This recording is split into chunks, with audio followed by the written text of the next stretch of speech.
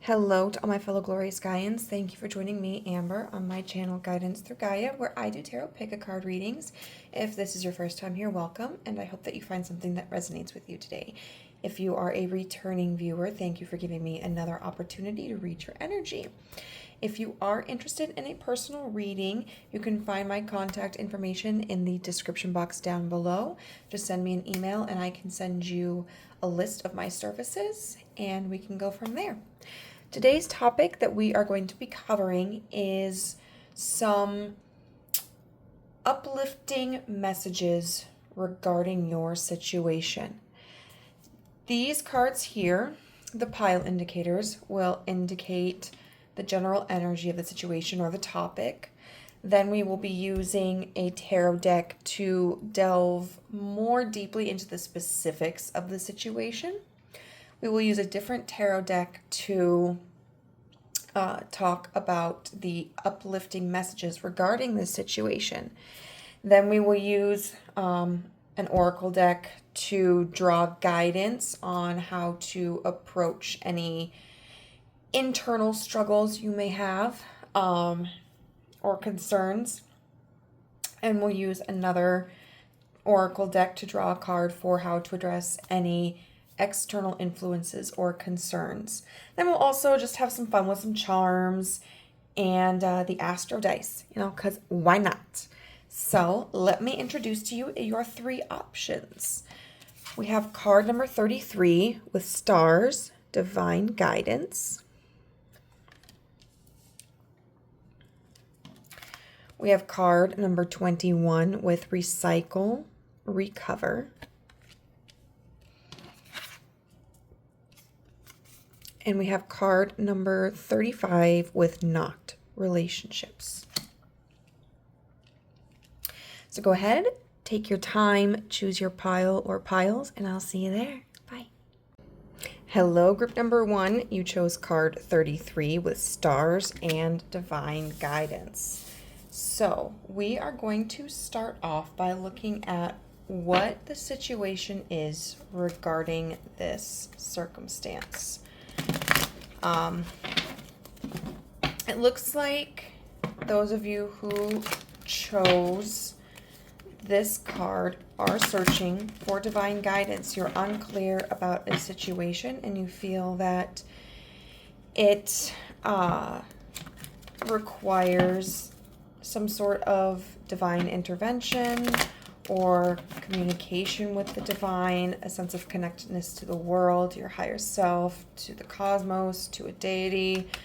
You could be feeling disconnected from the divine. So let's get further into the specific details of what's going on here. Okay. All right. So what is the situation that we are addressing today for group number 1? What is the situation that we are addressing today for group number 1?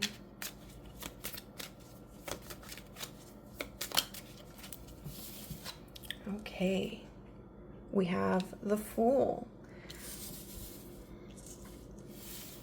Maybe I'll do it like this. So the new start, okay? It looks like you are pondering about potentially which fresh start to take, or if the decision you're going to make is the correct one.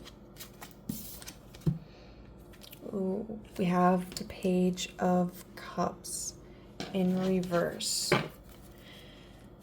There was a disappointment.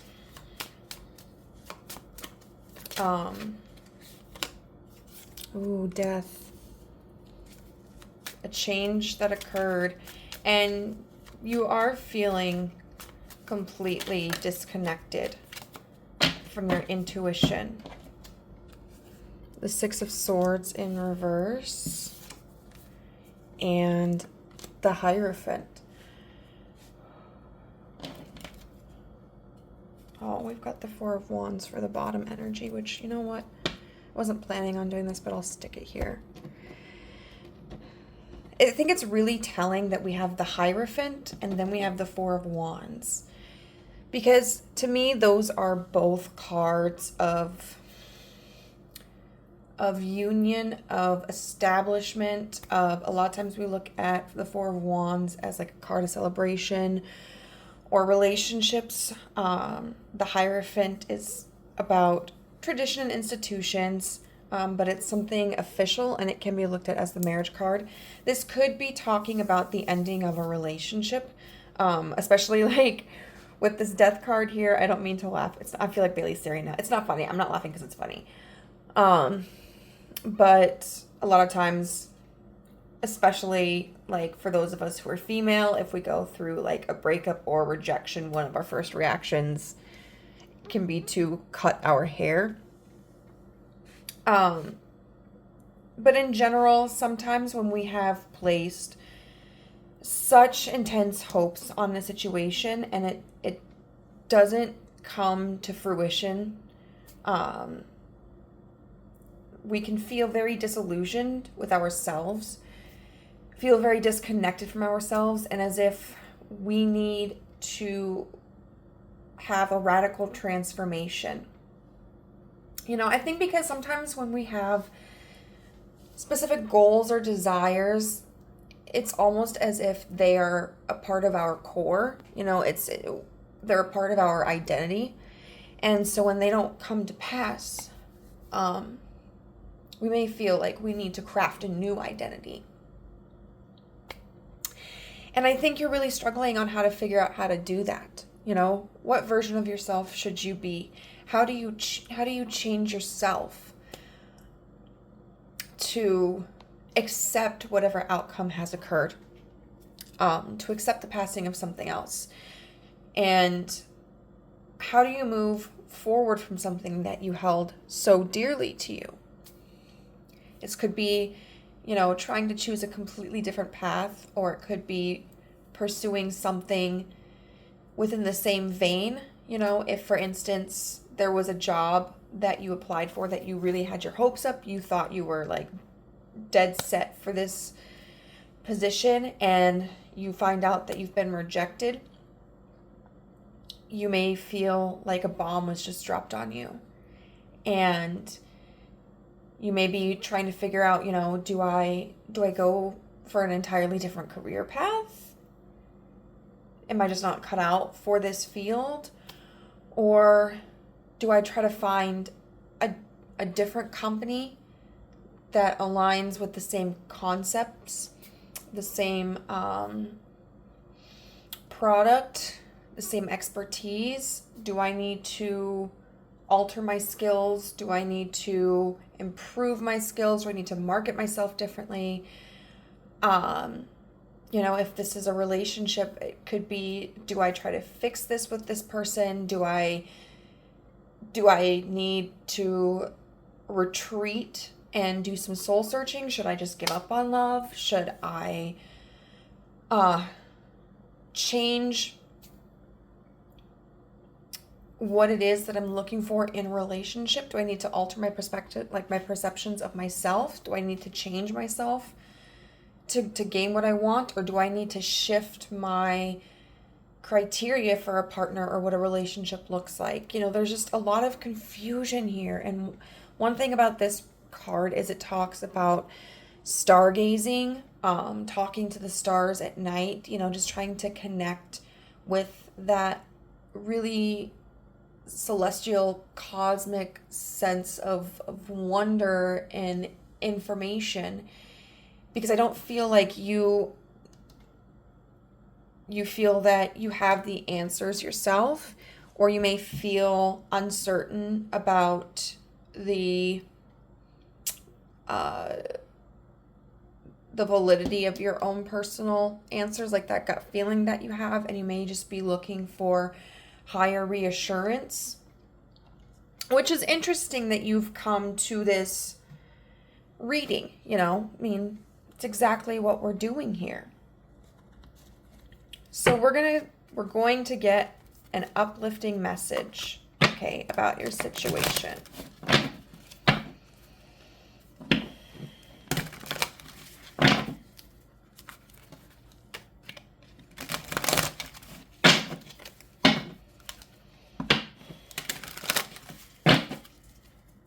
So what uplifting message do we have for group 1?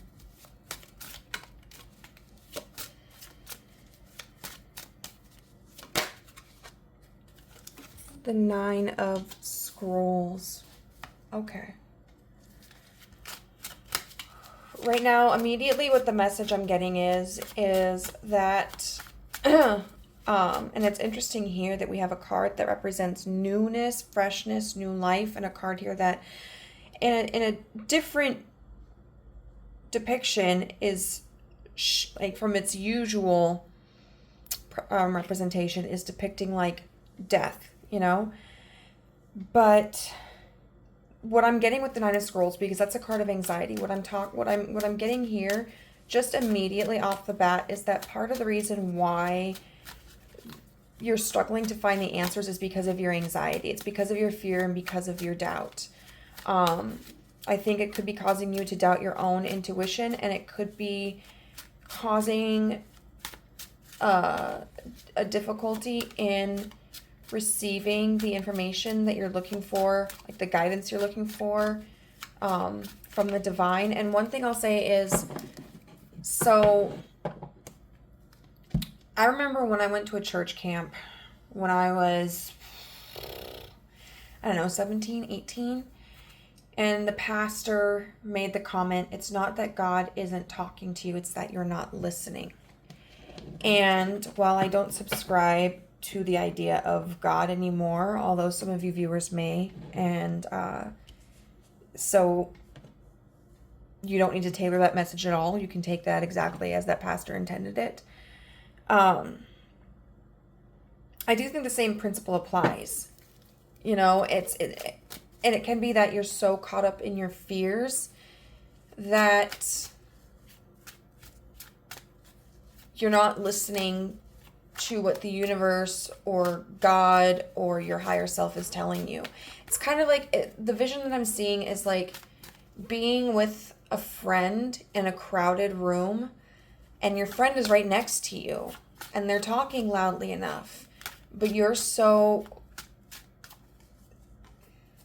attention is so captured by the conversations that are going on around you that you can't hear the person standing next to you. Like that's the image, the scenario that I'm experiencing right now. Okay, so the Hermit in reverse. Oh, okay. With the Devil in reverse and the Tower in reverse.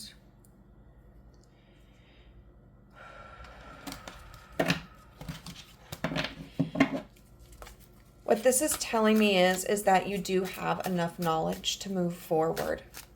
Group number 1. And I know for some of you that's going to be frustrating to hear because you don't feel that truth. But what this is telling me is that for those of you who are concerned that you may have to like change yourself, the universe is saying like, no, you don't. There's no change here required of you. It's not that you have to make any further improvements. It's not that you aren't good enough. It's that like you're stuck in an illusion of what success is supposed to be like. I just saw 1212 and how you're supposed to handle it. And what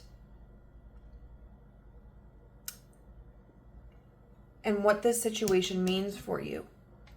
So whatever disappointment you've experienced,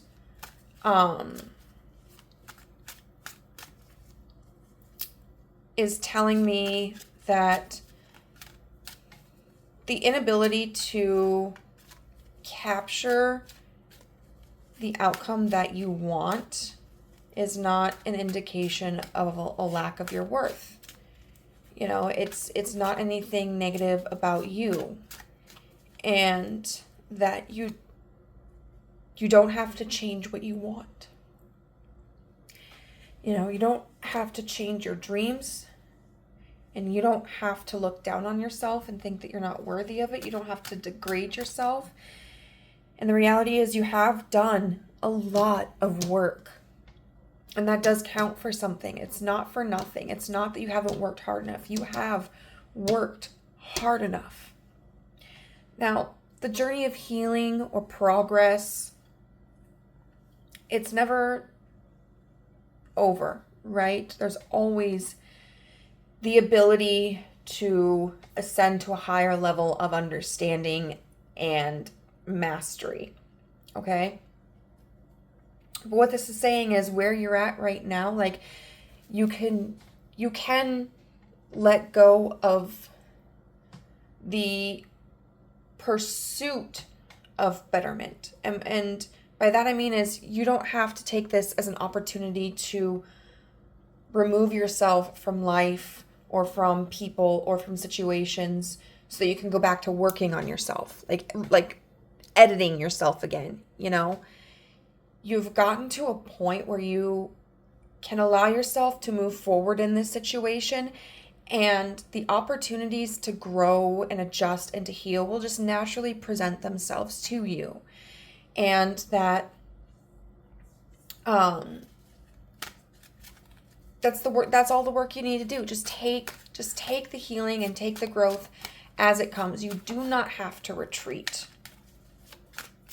And I think that's a lovely message, because sometimes the feeling of, you know, well, maybe I just have to go back and do more work on myself. Maybe I have to take more classes, or maybe I have to study more, or maybe I have to work on my physical appearance or do shadow work before I can kind of come back out and represent myself.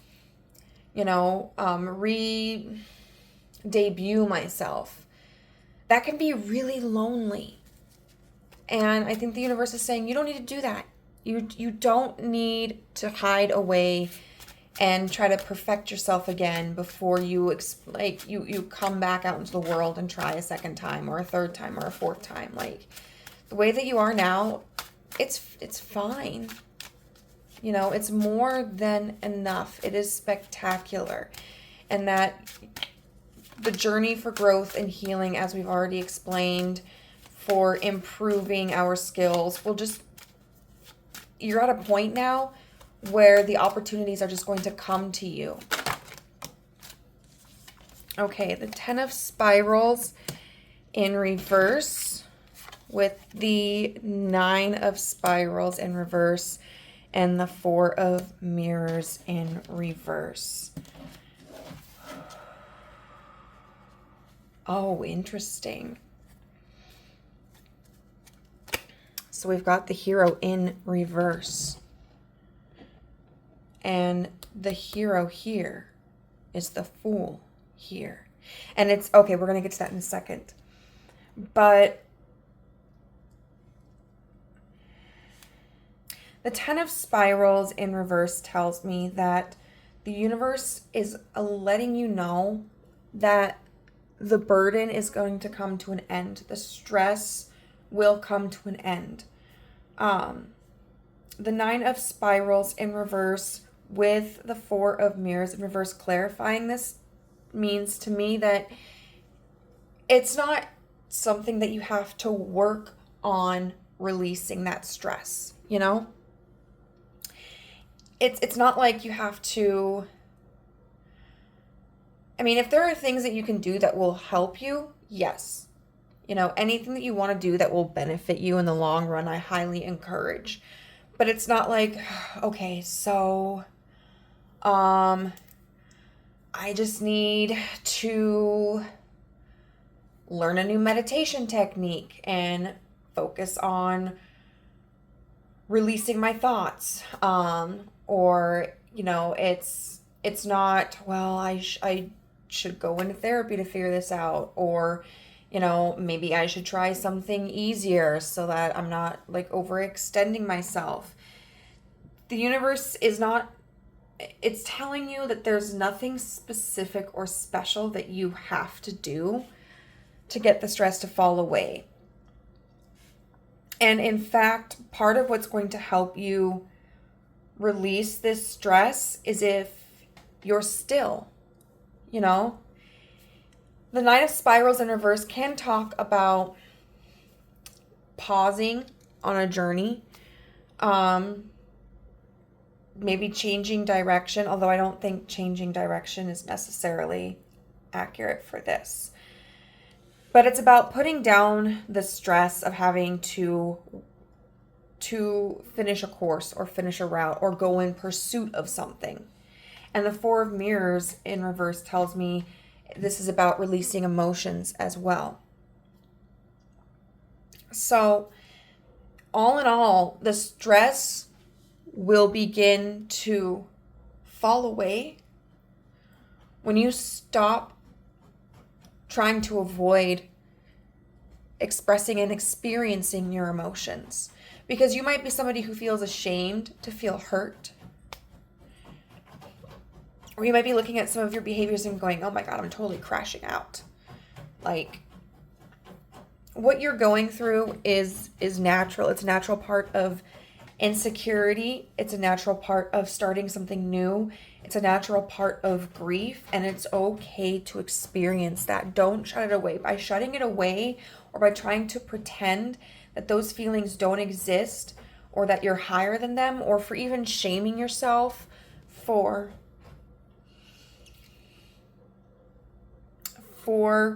expressing those emotions, that's only holding this stress, this burden, for an even longer time than it needs to exist in your life. So with Merlin here being the hero in reverse, or we have the Fool, Merlin was an incredibly accomplished wizard, right? Like he could cast spells and he could change things, and you know, he was an advisor to King Arthur. Whereas when I look at this Fool, I'm not necessarily seeing the image of somebody who is, you know, wise beyond their years or an advisor of any sorts. Like, this is somebody who seems more like wet behind the ears, you know, a little green, kind of new. This is like, to me, seems like somebody who's fresh out of college, which, I mean, people who are fresh out of college, they're our future, right? Like, and they are the fresh ideas flowing into our cultures, our institutions, our energy levels. And so they're very valuable in and of themselves. But like this, like, look at the difference of this, you know? We've got this fairly young person here, and then Merlin right here. But they're both the Fool. But Merlin is considered in this deck the hero, and it's in reverse, which to me tells me you don't have to play hero. You don't have to save anything. If you feel like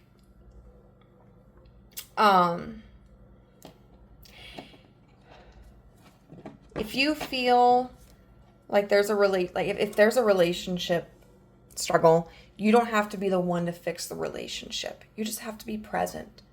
You know, and you have to trust the other person. Even if the two of you are in separation, or even if the two of you are just broken up and there's no hope of reconciliation, what that just means is, you know, the time for that's over, or there needs to be a pause, and you don't have to save it. And in fact, trying to save it could be detrimental to the relationship and to yourself. If this is about a job, you know, starting like a new job or whatever, you don't need to be the best at something. I just saw 2222. You don't need to be somebody who is the most prestigious. Like, if that's where you feel your worth is connected, the universe is telling you, like, no, that's not it at all. Like, you are worthy because you exist. So what I want to do is I want to use these cards here from the Vintage Wisdom Oracle to represent any internal energy that maybe you should focus on. So we'll draw a card from that. And we will read from the book. It's been a long time since I've used these cards, but they're so pretty. So what internal energy should group 1 focus on? Okay, abundance. Absolutely, because this right here, group number 1, is, I mean, it's understandable. You're feeling a sense of loss, and we want you to process that. We want you to work through that. But there's also a point where it's recommended that you start to shift your focus to the things that you do have, focusing on the things that you want to achieve. Because even though after, a dream has been shattered, like, we should still have dreams. There should be dreams after the ones that have been lost. And so this is not a card telling you to deny the pain that you're feeling, but what it is telling you is to not ignore the things that you have accomplished or the things that you have that benefit you or speak well of you and the things that you want in the future. So it says, here we see a depiction of Pomona, the Roman goddess of abundance and harvest of the ripe fruits and fields. She is adorned with all manner of wildflowers and forest flora, as if to celebrate the yield of nature's bounty. Butterflies dance around her, representing transformation and the lightness of being. We can all relate to the wonderful feelings of connectedness when abundance bestows herself upon us. It can be felt physically with the harvesting of material success or good health, mentally in fruition of an idea or a dream, emotionally by finding new love or spiritually through expansions of the soul. This card calls you to reflect on the abundance already in your possession. Be thankful for all you have and be open to receiving more goodness in your life. It may be, and with this 9 of Scrolls energy here, you could be wanting to just kind of shut anything out that you are afraid of being rejected by, and the universe is encouraging you not to do that. It may be your turn to enjoy the fruits of your labors and the harvest of hard-earned efforts, or perhaps you are currently looking for ways to increase the flow of abundance into your life. From a practical perspective, decluttering helps you value what you already have and creates an empty space so more abundance can follow. Forgiveness plays a vital role in decluttering the emotions. By releasing the past, we liberate ourselves. Freed from, and you know what, that's a good point. For some of you, this could be talking about letting go of any resentment or grudges or anger you have towards somebody else, and that will help to relieve some of the burden. Even if this is about like a job, feeling upset that maybe you didn't get chosen and you've been holding anger towards, the boss or whomever secured the position. By releasing the past, we liberate ourselves, freed from the gravity of weighty karmic effects. We reconnect with the light, abundant flow of unconditional love. How wonderful. Gifting and tithing are known ways to increase the flow of prosperity. Now is a favorable way to establish a healthy balance between giving and receiving. It's like, you reap what you sow. In this materialistic age, it is common to mistake the measure of success and worth through the possession of money and status alone. Ooh, also another thing we addressed. There is nothing wrong with aspiring to have lovely things or to create the security and opportunities that money can buy. However, Western values generally encourage focus solely on the outward physical manifestation of abundance. We can be guided to find a healthy balance by focusing inwardly to discover spiritual riches available to us in every moment. Our divine nature expands far beyond the horizons of the material plane alone and has the power to banish fear and grant authentic peace regardless of circumstance or status. These are just some of the fruits and bounties to be discovered as we journey home along the highway of life. In whatever form, may abundance in all its glory be yours. And now from the Animal Apothecary deck, we are going to be looking at what external energies or factors you can address.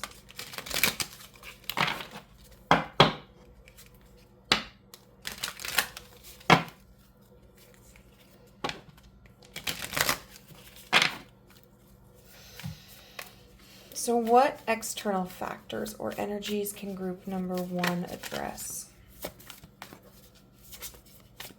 Please provide a clear, direct, concise answer. Okay. Evolve into your complexivity. We have 3. So we have 333, and that is a divine number, according to a lot of people.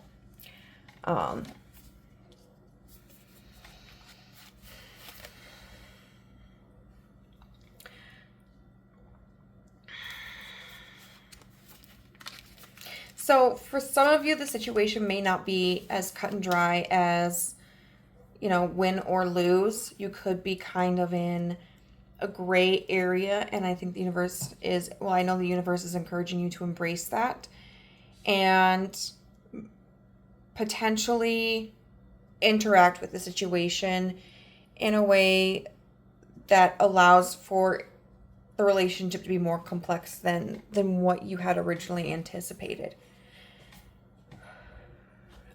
So Octopus is a shapeshifter able to change the color and texture of her skin to camouflage her appearance. She is an excellent escape artist and exceptionally intelligent.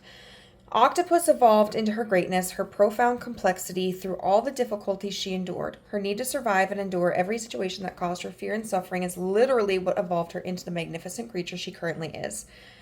Octopus's medicine teaches us about the difficult journey toward the evolution of our higher self, who is our true self. This card represents the moment of sprouting, the seed ripping open to blossom into what it has always been destined to become. This may not be an easy or comfortable moment. The fortitude of Octopus is needed here. As scary situations, self-doubt, and challenges approach, stand strong in the inner knowing that difficult moments are the catalyst for evolution. See the test, and even if you are shaking, yell to the world, I will keep going. So for instance,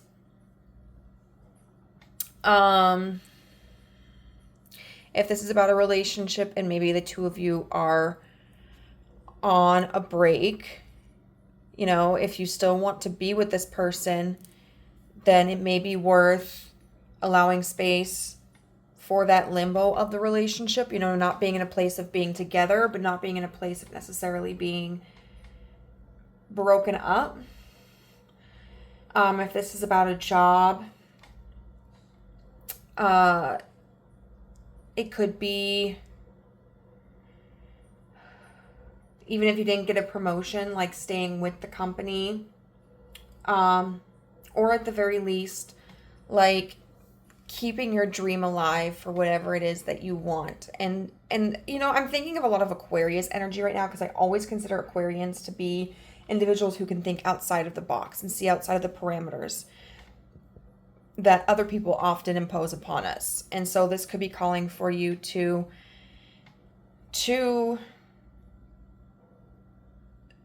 consider other possibilities that still attain the kind of result that you want. You know, if you want to work within your field or for a company, is there a different position you can work for the company in? Is there another company or a similar career that allows you to utilize the skills that you're proud of and that you've worked so hard for? Let's see. See the limiting beliefs on your knees, crying and screaming, I will still keep going. See the loss of something special with a shattered heart and profess, I will keep going. All ventures will be faced with limitations, difficulties, and tests. Instead of resisting the inevitable hardships, accept them for what they are, catalysts for growth into a much more complex and profound version of yourself. When a mother resists the pain of childbirth, the labor takes much longer. When the mother surrenders and allows the pain to move through her, the birth progresses much faster. Oh my God, literally what we were talking about right here, guys. Once you accept the universal law that all beings suffer for growth, you will pass through suffering more quickly. Holy shisa, like that is literally what we were talking about. Sometimes, all the time I worry, like, am I full of shit? And then things like this happen. Octopus's medicine asks you to have steadfast endurance in moments of difficulties and to understand you are rapidly evolving and this is just a test in the school of life. All right, so let's get some charms and words. Okay. We have a necklace. So for some of you, I'm thinking maybe work on like your throat chakra energy, being able to communicate. For others, if there is like a piece of jewelry, especially like a necklace, that means something to you, you might be able to wear that to bring yourself confidence. For those of you who are like really witchy or superstitious or anything, you know, imbue it in whatever magical way you manifest energy. But with like strength, endurance, the ability to think outside of the box, like softness, precision, you know, whatever quality that you want to embody, you may want to just really focus that intent on that piece of jewelry, especially if it's a necklace. We have cologne. So working with scents could also be very beneficial for you, especially if you're looking to attract something. So if you're looking to attract money, if you're looking to attract romance, if you're looking to attract confidence, you may want to either research what scents can be associated with whatever you are pursuing, or you can make the decision for yourself what you associate with what you're trying to attract, and then go from there. We have the dolphins, which has always meant playfulness and fertility. So to me, what that's telling me is that the more you're willing to enjoy the journey and the more lighthearted you're willing to be, the more fertile the experience. And I know that's a hard thing to do when we've gone through something very difficult. And I'm not saying to put on a facade or put on a mask. I think it's important before you can do this, you probably have to let yourself go through these emotions, right? And experience those thoughts first. So that you can then start working on getting into a state of abundance for mindset and being more playful and lighthearted. This one really wanted to come out. So this is a campfire.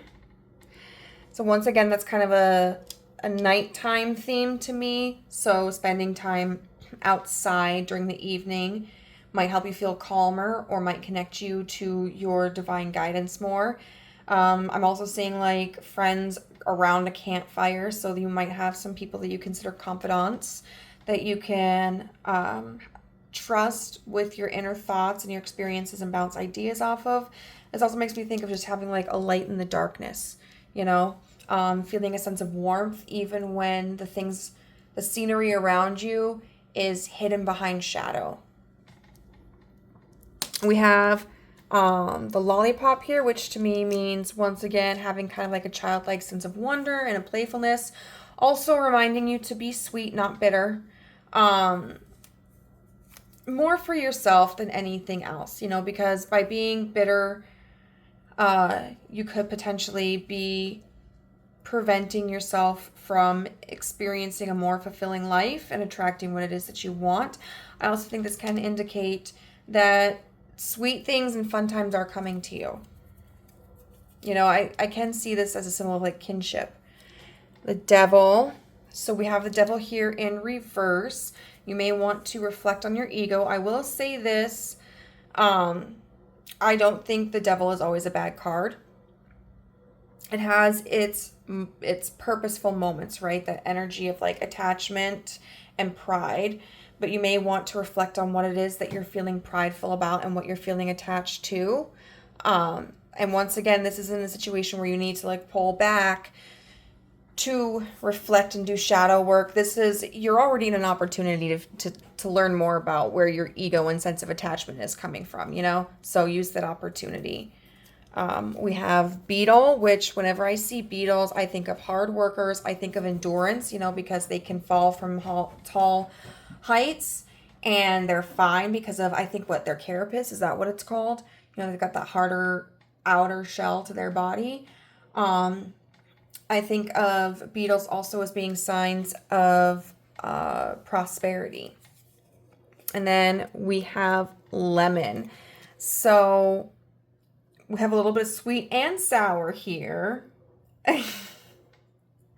So, having that sense of reservation can be beneficial to you if you don't want, if this might be a situation where you need to maintain a little bit of cynicism, but still have optimism. However, lemon could also be just a scent or like a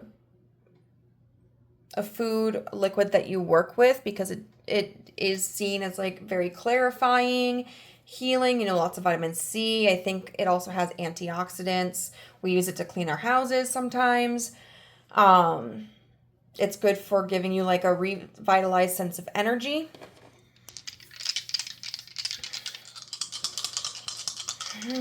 And what areas do you want group 1 to focus on? We're going to use the I was going to say Aphrodite. The circus. Afro circus. Okay. The 11th house. So I will read from I didn't use this, but the Star Codes Astral. 11th house to me, though, it is about friendship. I'm over here 11. Oh, it's not the right one. Girl, come on. And the houses are towards the back. But yeah, it's about community. So this is look for the answers to your questions among your social circles, spiritual circles, and work cohorts. Enjoy your posse at work. Think about how to put together a dream team with complementary skills and mutual respect from one another. Contemplate how to make meetings nimble and dynamic, exciting, and efficient. Notice how you are affected by group mindsets, the psychic milieu you share with this circle. If you like what you become in their presence, engage. If you're feeling lonely, join a group with a shared interest and look around to see who's with you. If you're in spiritual pain, find a circle in which you can pray, explore rituals, or practice Reiki together. If you are having trouble meditating, consider practicing at a Zen center or with another group that allows you to tap into meditative collective mindset. To improve your love life, consider deepening your friendships first. Take the pressure off a romantic relationship and allow it to unfold organically by building a stable circle of friends who meet your needs. If you are honest about what you're looking for, your friends may be able to connect you with a possible partner. In an ongoing relationship, romance may be lovely, but for this question, you need to deepen the friendship between you and your partner and build trust through shared experiences. Then we have Jupiter here. Jupiter tends to be seen as expansion. This one is about, this says abundance, how we expand our world through education, law, philosophy, travel, abundance, and an expansive spirit. So think bigger. This scenario requires you to be expansive and forgiving. Holy crap. We were literally talking about all of this. Deal with it in a spacious, curious, fair, and philosophical way. Think globally. Bring in contributions from all around the world. Consider traveling physically or traveling with your senses by listening to music from a less familiar culture or tasting their food. Talk to people who grew up in a circumstance foreign to you and get their viewpoint. Diversify your perspective and that of your team to discover the missing pieces needed to make up a larger whole. Engage in abundant optimism. Oh my God, abundance. Get the word out through generosity. Give abundantly and goodwill comes back to you. Invest in education, publication, and broadcasting. Just be careful that your generosity is actually helping the recipient, not enabling or burdening them. Ask what would really help. Jupiter's energy needs a big room and audience, but it can overshadow important people in more intimate circumstances. Watch that your expansive capacity does not cramp the experimentation of beginners or crowd beloved introverts. Notice where you might overwhelm the people you love and give them room for their more subtle style. If you're the one being so overwhelmed, appreciate your own value, expand in ways that work for you, and let the person with Jupiter energy do their thing. And then finally, Aries, right? That's the firstborn child of the zodiac. So act. This is about where you take your actions, right? So begin, move into a new territory, cut to the chase, be a hero, feel the, which is funny because we have don't be a hero over here. Feel the call to action and thoughtfully respond. Clear the air and clear the deck. Be crisp and to the point. Shoot from the hip. Set healthy boundaries just by being vibrantly alive.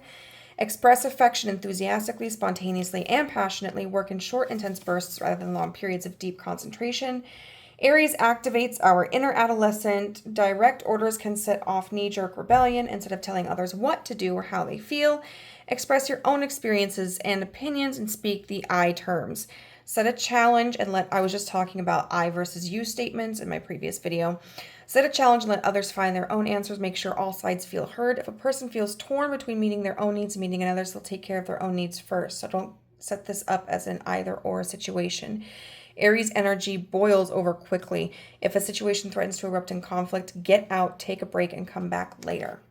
So areas you can focus on, right? Your community, your sense of community.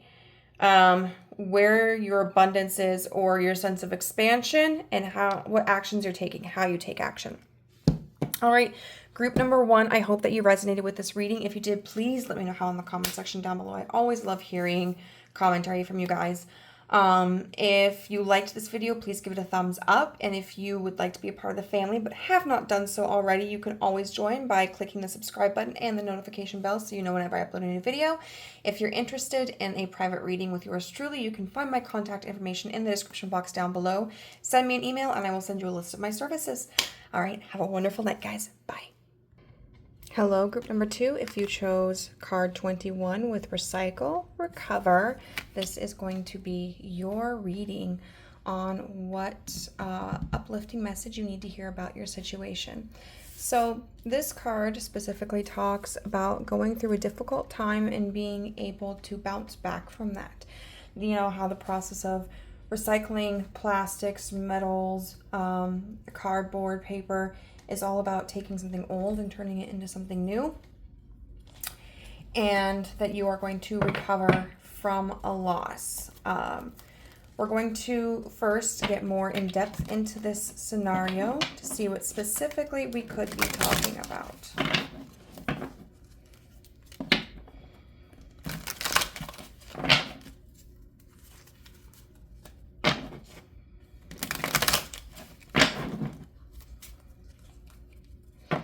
Group 1 was very insightful, so I have high hopes. Okay, so universe, what are the specifics of group 2's situation? The 6 of Swords, which is interesting because that is a card all about moving forward into calmer waters. It's about overcoming difficulties. And it's interesting that we have an elephant depicted here and the moon, because the moon can talk about illusions or, you know, about our psychic connections, and then elephants are often related to memory. You know, they're very intelligent creatures. They actually mourn their dead, and they have a history of not forgetting things. And so this almost to me feels as if there is the memory of a promise or the memory of something you felt you understood, and maybe it didn't turn out in the way that you had thought it would, but you're still clinging on to that idea of you know, this is what was told to me. We have, oh my God, and we've got the visionary, the Knight of Scrolls. That's incredible. This is something that you did see for yourself. It's a future or a path. And it almost seems like you've had to leave this path behind, but you haven't forgotten it. And you might currently be focusing on something else in your life. But it could also be that you've kind of, not necessarily, I want to say retreated, but I don't know if that's the right word for it, but you're fine-tuning what it is, you know, about what that dream is or that goal and how to achieve it. Your situation. The Artiste Queen of Stones. And so for a lot of you, I feel like this is a career. And with it being the Queen of Stones and the Artiste, I feel like this is kind of like your career baby, you know, your career child, the thing that you created, your idea. And could be a business model, could be a literal work of art.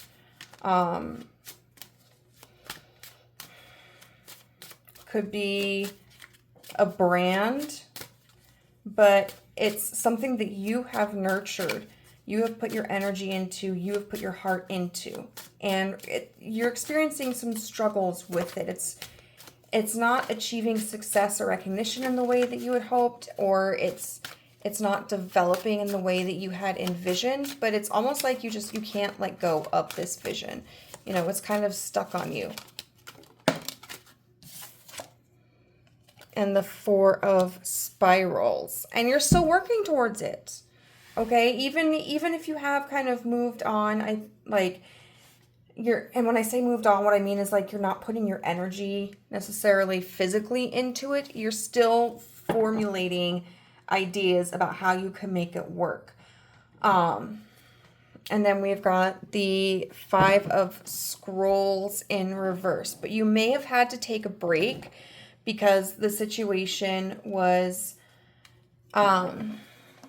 too overwhelming, or you might have gotten to a point where you were burnt out. You know how sometimes if you look at like a math problem, for instance, for those of you who are math geniuses, I'm jealous because I know this probably won't apply to you. But I remember being in school, sometimes I would be staring at a mathematical problem and I would be frustrated because I couldn't understand what I was looking at.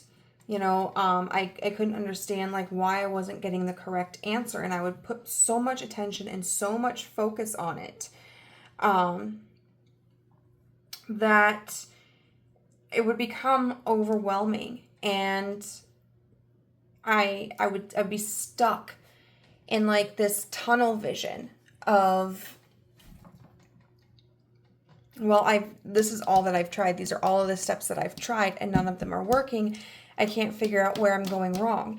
And so sometimes I would have to take a break and then come back to the problem later. And there were plenty of times where when I would reapproach that problem after giving myself a period of time away from it, whether it was minutes, hours, days, I would come back and be like this aha moment where it was like, oh my God, I finally get it now. Like, it's so simple. And so I feel like you've just had to take a step away from whatever it is that you've been trying to formulate, because you see the vision that you have, right?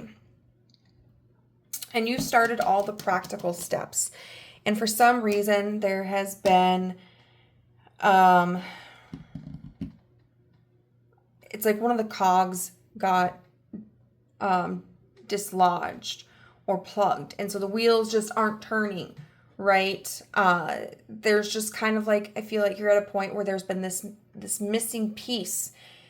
And you can't figure out what it is, or you can't figure out how to fix it. And it's just gotten to the point where your mental capacity to observe the situation and problem solve has been depleted.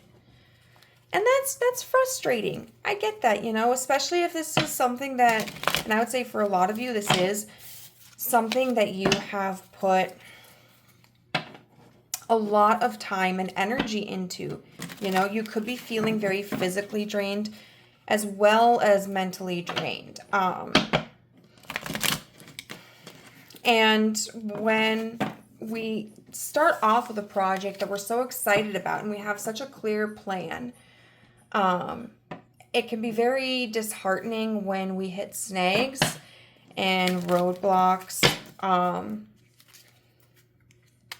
because sometimes it can feel like, oh my God, we're never going to get over this, right? Like, this is way more difficult than I thought it was going to be, or I thought I was more skilled than this or more intelligent than this or whatever. Or I thought it was going to gain more momentum or more popularity. But if we're getting an uplifting message about this, then you know what that means, group number 2? That means you are brilliant. It is going to gain momentum. That's mentioned all the girls. Okay, so what is the uplifting message specifically? Okay. The 3 of Cups in reverse. With the 6 of Swords in reverse, which is, oh wow, we have 2 6 of Swords here. I started this. Wow. Okay. So what I did for group number 1 was I used this as the uplifting messages, right? And like this deck right here, this was for the uplifting messages because I felt like this is more of a, storytelling deck. These ones I used as like a situational deck, to describe through the situations because it has more life circumstances. So it's interesting. Then we have the 3 of Pentacles in reverse. So what I feel like that's telling me too is I'm not someone who necessarily believes everything happens for a reason. And I mean, it is like 12:30 in the morning where I'm at. Although I took a nap, so I'm not really tired, but I have to work in 6 hours actually. But I feel like this is a significant goof up on my part, because I feel like this demonstrates where with group 1, the situation was more practical and the solution was more about the story that they told themselves. I feel like the kind of goof up with this could be indicative that, the situation is more about the way that you're creating something or telling the story of something, and the solution or the uplifting message is going to be more about the practical aspect of it. I think that's beautiful. But anyway, so we have the 3 of Cups in reverse with the 6 of Swords in reverse and the 3 of Pentacles in reverse. I think what that tells me is that part of the reason why you might be struggling, group number 2, with the completion or the success of this creation is because you're not sharing it with other people. For those of you who are like maybe still in the process of working on something, you may be really hiding it, not really, or not even, you could be hiding it, but you might just not necessarily be sharing it with other people, especially like your colleagues or your friends, your family, other creatives in the community or other people who have experience in this or are pursuing similar ventures. And it could be just because you're scared of like sharing that information with other people, whether it's a fear of judgment or a fear of the idea being stolen. It could also be that you're just so consumed by all of this, by your project, that you just haven't really thought to mention it to other people. But I think other people are the key here. So I think, and that's important. That's an uplifting message because it shows a direction that you can go in, right? Like, it's not you. Like, it's not that you're not good enough. It's not that you're not creative enough or that your product or your service isn't interesting enough. It's just that you might need ideas from other people. And especially like if this is in a team situation where like you're part of a, what do they call it?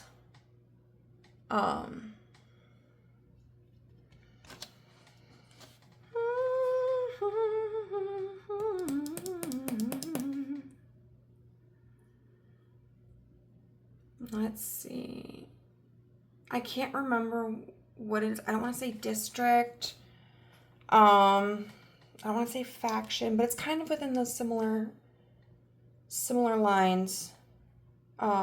Office. Anyway, like if you're within a company or something and you have like your own group and then other people have their own groups or like your own specialties, I think it might be beneficial for you to branch out and try to request the services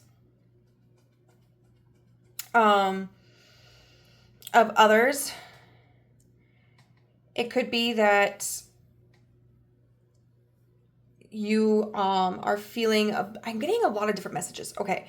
So it could be that for some of you, like we just discussed, you might just need outside perspectives in order to better frame a solution on how to move forward with this. For others of you, if you're worried that someone or other people are trying to sabotage your success, the answer to that is no. There's nobody trying to sabotage it, okay? For others of you, it could be that the reason why you're feeling this blockage is because you're so invested in this and you're not giving yourself any like social time and recreational time. It's very important to create that work-home balance, right?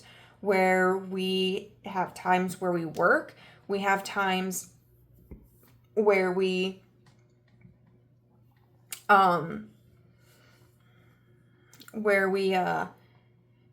play. All work and no play makes Jack a dull boy. And so when you give yourself time to relax and to not think about this, you're giving yourself the ability to be more creative when you readdress it. For others of you, it could be that if this is something that's been completed, or like if you're doing like a Kickstart program or whatever, you just haven't spread the word enough. You haven't marketed it well enough. And so what that tells me why this is all uplifting, regardless of which circumstance fits your situation, is because there is a practical solution to it. There is a practical reason. It's not that, it's destined to fail or that you're never going to get to the completion of it. It's just you have to utilize outside resources a little bit more or dispel any fear that somebody is trying to sabotage you. We've got the Page of Swords in reverse. I want to get a clarifier for that.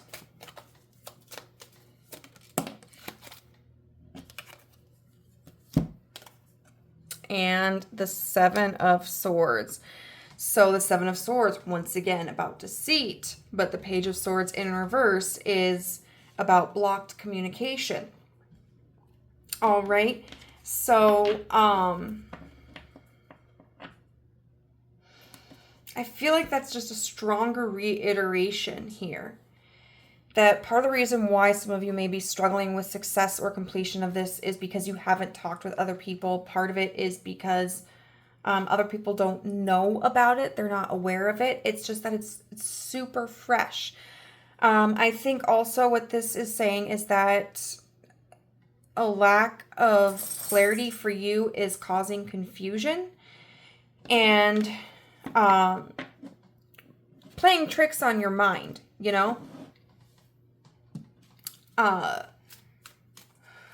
and once again, even though this is a card of like deceit, we have it clarifying the Page of Swords in reverse. The Page of Swords is somebody who offers communication. So this is once again confirmation that nobody is talking smack about you. And we got the Devil.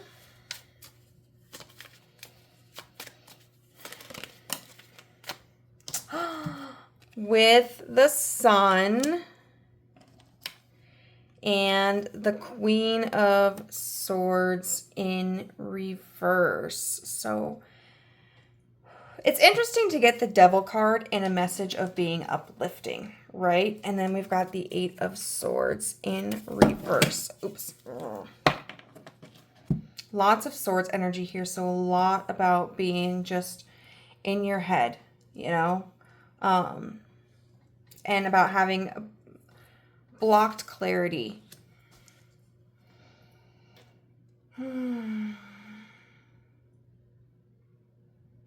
So I think the uplifting message here is that we talked, right, about how you are so strongly attached to whatever project this is, whatever movement this is. And I think there is a reason for that. Some of you might feel like it's spiritual. Others might feel like it's just personal preference.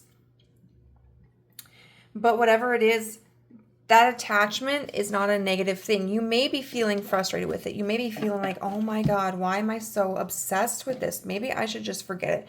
Maybe I should just let it go. And the universe is saying, no, don't be silly. Like, don't let this go. Stay committed to this energy, because the Devil card is, in a way, I would say, a card of commitment. It's commitment to the self, right? Commitment to an obsession. But to have the Devil clarified by the Sun, like, yes, this is something that is important for you, right? And I think this is also saying that it's going to help a lot of people. For some of you, this may be such like an idea that's where you're using like a form of self-expression to connect with others who may be struggling, or you could be working on like a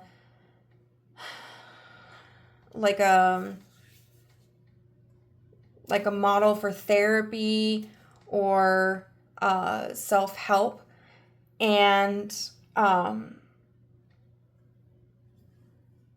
I think the universe is saying that whatever it is that you're trying to create, like, a lot of people are going to find support in it. They're going to find appreciation for it. They're going to find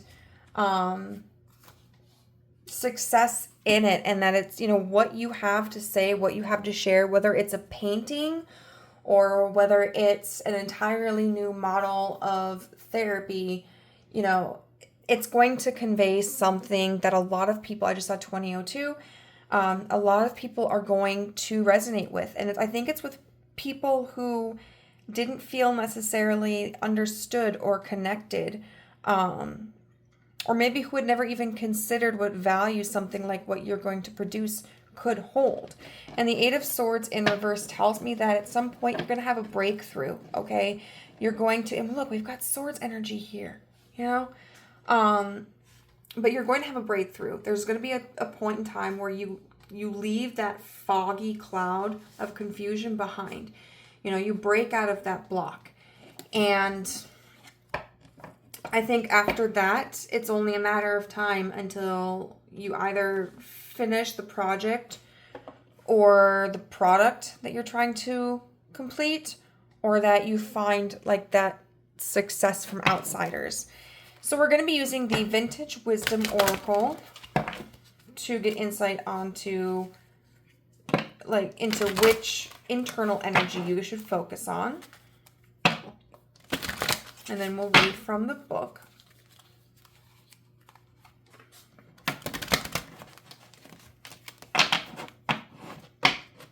And for anybody who's writing a book, you may want to have somebody start reading it, like beta readers, that could offer you, I think, some confidence in people actually enjoying your work. It could also just offer some guidance on where editing may best be placed. So what internal energy can group number 2 focus on? I literally got this card for group number 1 as well. And you know what I did? I put it in the middle of the deck and I shuffled. Okay, so back to abundance. Here we see a depiction of Pomona, the Roman goddess of abundance and harvest of the ripe fruits and fields. She is adorned with all manner of wildflowers and forest flora, as if to celebrate the yield of nature's bounty.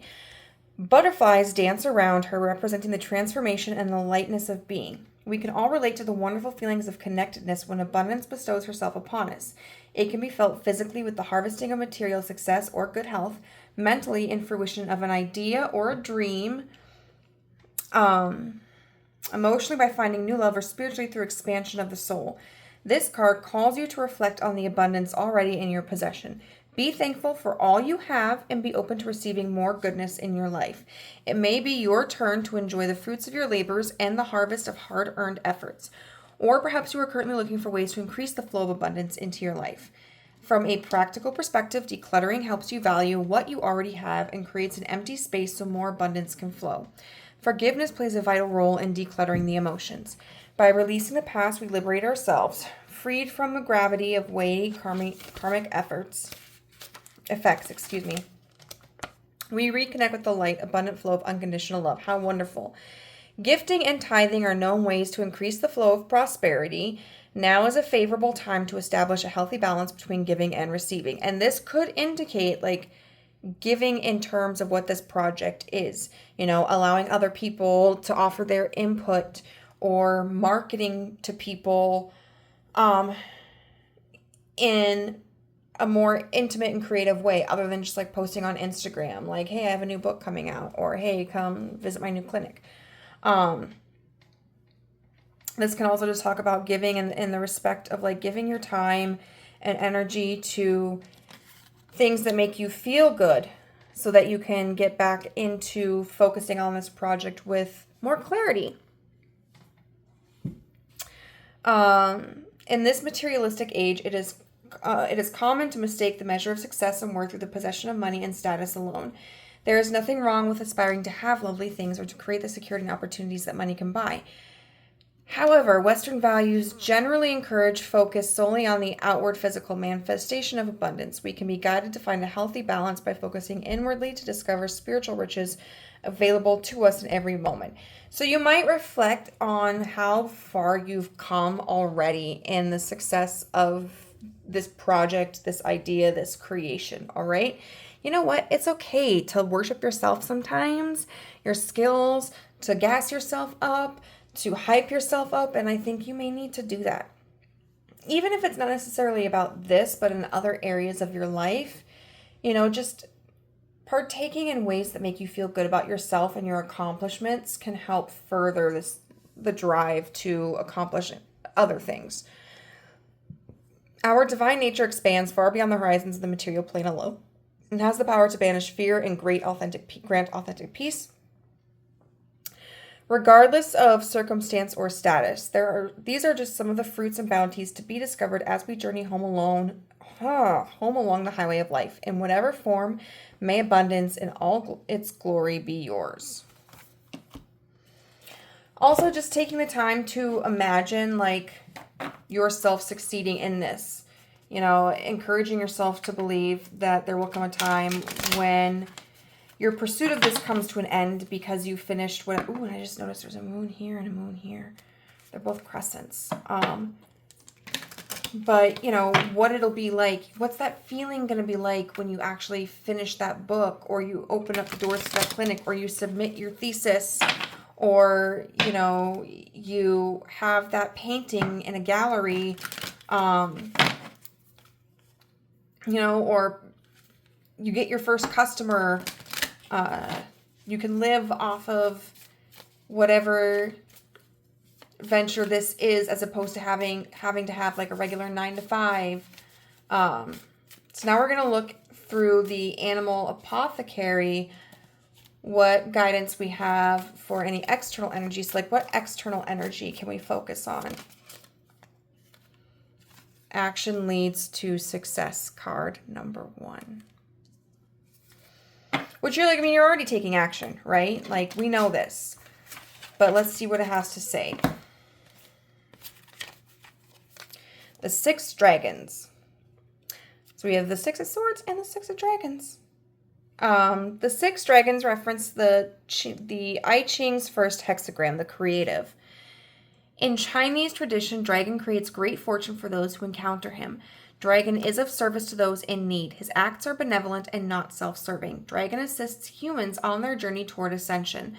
The presence of 6 dragons, one of the most promising cards in the deck, foretells a successful outcome if you take the inspiration running through you and turn it into action. The collective power of the 6 dragons holds the medicine of the first 6 cards in the deck. Meditate upon these cards as they are a roadmap for the journey toward success. All humans hold dragon power. It is the energy within that we direct outwardly to create what we desire. It can be considered a masculine energy, one of the initiator, the doer, the spirit of action. Commit to overcoming any roadblocks, and even if fear rains down on you, do it anyway. The medicine of this card is a sign to fully submit to what you want to manifest and then initiate it. Yeah, so I mean, even if you need to take a break, right? So this five of scrolls, even if you've kind of left this idea behind and you've been sitting on it for a while and you've been thinking and thinking and thinking, I would say the universe is encouraging you to take breaks when necessary or even when you want. But to make sure that you recommit to this, always go back to it. Work diligently and do not expect an immediate reward. Dragon doesn't, and then it says up here, know, however, that self-centered desires will have limited success. Dragon does not focus on fantasies of future possibilities, but acts in the now. Disciplined persistence is required. Do the work, but do not focus on how the outcome will manifest. Do the work and life will guide you. And I know that's kind of in direct conflict. Well, it sounds like it's in direct conflict with what I just told you. But I don't think it necessarily is. I think what this is indicating is, for one, don't put all of your energy into just doing all the time. And for two, don't put all of your energy into just thinking all the time. Six Dragons Medicine shares that what your heart deeply desires you can achieve, but your advice be wise in your creation. Any man can create heaven or hell on this earth. It is your choice as to which. The Six Dragons ask you to make sure your wishes are in alignment for what is best for you and for all the creatures of the earth. If you truly come from your heart and take dedicated action towards your goal, the Six Dragons will assist you and lead you to supreme success. Their medicine calls for you to come from your heart and take action now. Abundance and prosperity follow. So we have talked a couple of times with this booklet about making sure our actions are in alignment for a higher good and not just for solely selfish reasons. So if you are experiencing a block right now, you may want to consider like what it is what the end goal is, like why you're pursuing this. And if you find that it's for a purely selfish reason, you may want to try to reframe that into something that is more healthy. So now we're going to get some charms for extra guidance. I was going to say extra medicine, which, maybe. Okay. So we have this like caravan here. You may want to take a road trip, but overall, I feel this is just a card of continuing movement, right? And because it's a van, it makes me think of like a hippie van. This also talks about, I think, the importance of including other people. Like, you don't usually drive a van like this alone. You usually have company with you, people who are traveling with you. There's a reason why it's like so big. And so this is just a reminder, like, you're not here to do this journey alone. We've got the bell. And when I think of a bell, I think of like either like the dinging when, something is ready. And so I feel like what this is indicating is that you're going to know, like, if you have any questions about, is this the right path or is this the right path? You're going to know when the right idea comes along or the right action comes along or the right person comes along. You're going to get this sense. It's like what I call an aha moment, which apparently is not like a unique phrase that I came up with. So I must have heard it somewhere when I was younger and then just like internalized that and then recalled it as if it was my own idea. But whatever.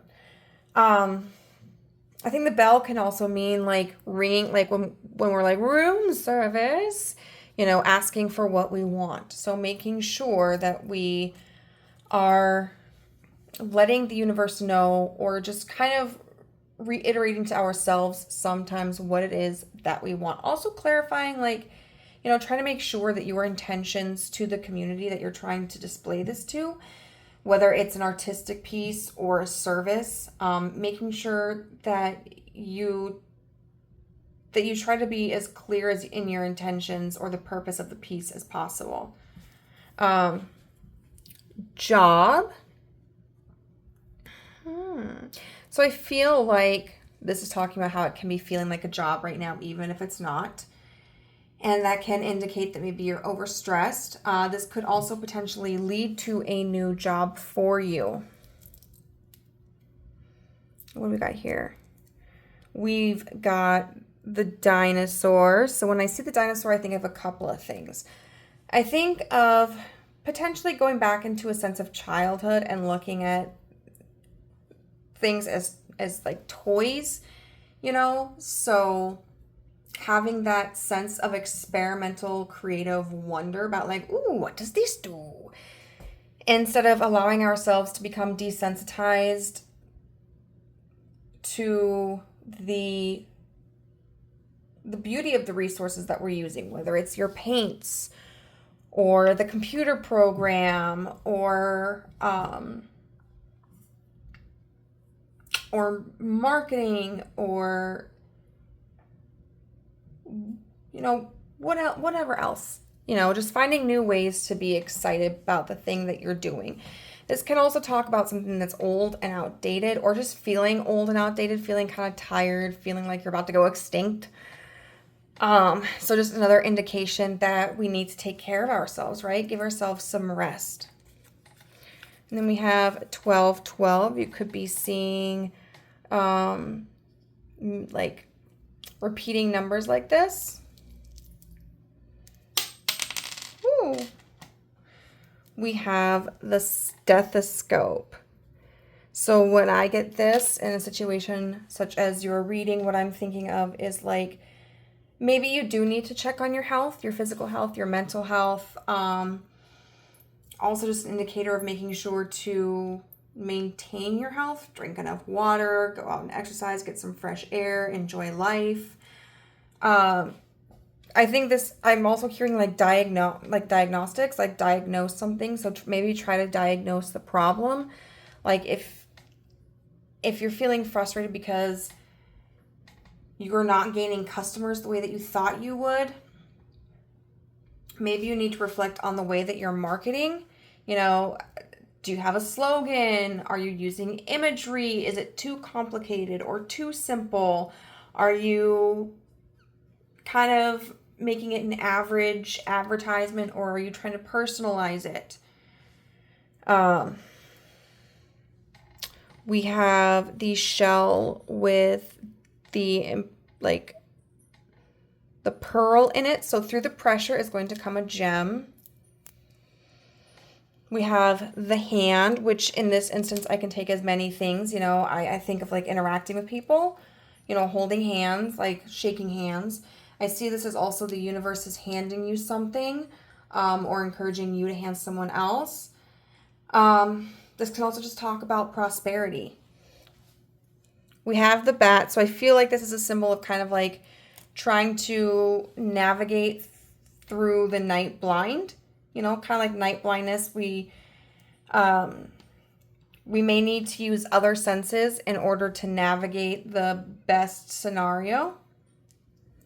And then we have the crown, which I think represents just ultimate success. Group number 2, right? Like this is you becoming top in your field, or becoming very well recognized, or even just feeling successful, you know, having that crown on your head, feeling like a queen or a king, prince or a princess. So now we're going to use the Astro Dice to look into what areas of your life you should focus on or could be affecting. Ooh, so we have Taurus, we have the 7th house, and we have, oh, that's not Taurus. Shoot, we have Aquarius, the 7th house, and I'm going to have to, what is that one? Oh my God, oh my gosh.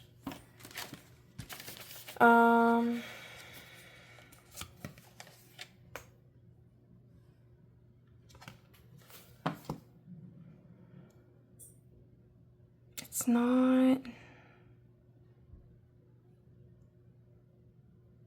that's Venus. Got Mars, Saturn, Neptune, Pluto, Moon. What am I missing? Okay, well, we'll look it up. Okay, we've got the 7th house. I'm going to be using the Star Codes Astro Oracle, even though I didn't use any of the cards, but they have really good explanations.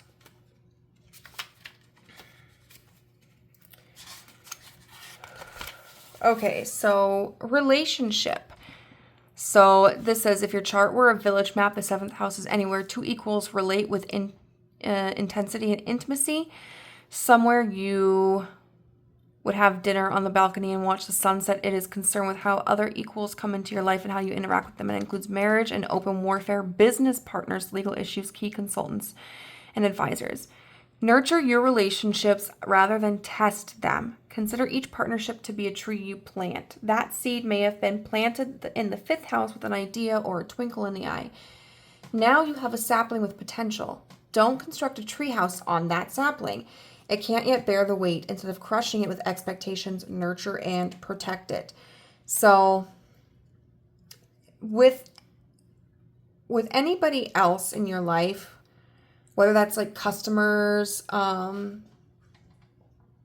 friends, what have you, business partners, build an authentic relationship from the ground up.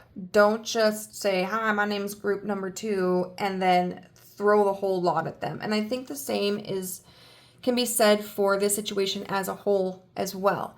You know, this is an entire process. You're building something from the ground up, essentially, right? And so you need to treat it with the delicacy that it requires.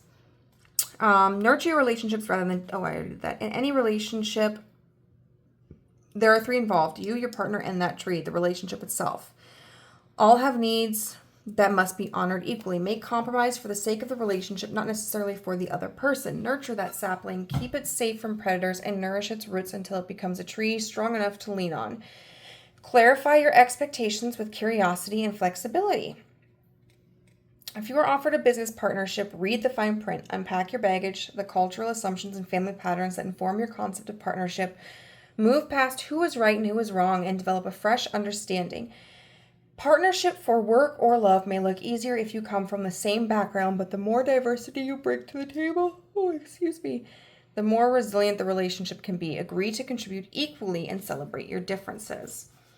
Now we're going to go on. Okay, I think I actually need to look through the cards. I'm going to pause this for a second, guys. I'm back, and I feel super dumb because it was Mercury. Which, as a Virgo, I should have known that. Excuse me. So that's about messages, right? I'm not asking like to verify. I'm just saying, like, we all know it's about messages. How you communicate and move through the world and you think.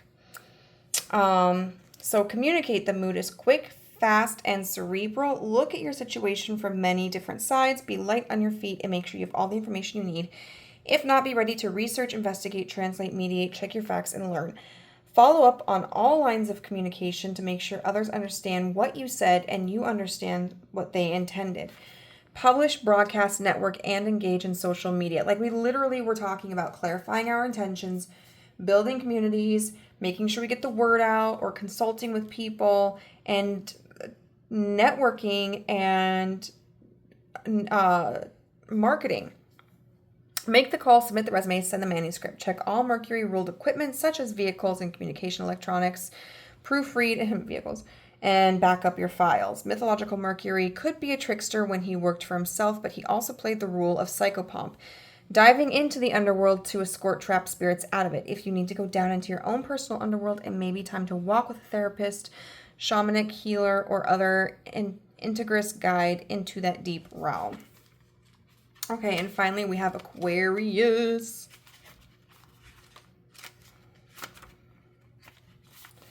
Collaborate. Oh my God. Literally talking about collaboration. Okay. Live by your philosophy. Aquarius' traditional ruler, Saturn, asks us to know what society expects of us and to care about our reputation. However, Aquarius' co-ruler, Uranus, encourages us to free ourselves from tradition or others' opinions and be able to think outside the box. Yes, this can feel like a paradox, but it offers a healthy tension to manifest the true you. Know the pattern and riff on it with your own with your own invention. To get to this free place, investigate your philosophy, which is your operating manual, to make sure it's alive and authentic. Very similar to what we're talking about here too. When you feel your worldview and your actions are integrated, it is easier to call in healthy collaborators. Cultivate allies, find others called by the same causes, and work together. Weave people together to create community. This web will bring in new friendships, purpose, and connections, which may lead to romantic sparks. Throughout the process, consciously maintain a balance between your own needs and those of the collective. So absolutely, we're talking about our relationships, okay? Our communications and collaborating. All right, group number 2, this is where I'm going to leave you. If this resonated with you, I hope that you leave me a comment. I would love to hear how. Hello, group number 3. If you chose the card 35 with not and relationships, this will be your reading on what uplifting message the universe has for your situation. Apologize, you get the ugly nails today. It's actually been like a week since I recorded the other 2 piles, but here we are. We're going to get started on your reading. What we are, oh, I really hate how like uncentered this is. I don't know what I did. What we're going to do is we're going to start with these cards right here, and they are going to give us an overview of what situation you're currently facing. So when we're looking at relationships, this card itself does detail a variety of relationships. So this could be the relationship with yourself, relationship with families, with friends, with a lover, or an interest. It can talk about strengthened bonds, unity, or even difficulties. But that's why we are going to use this card right here, well, these cards, to tell us the story about your situation.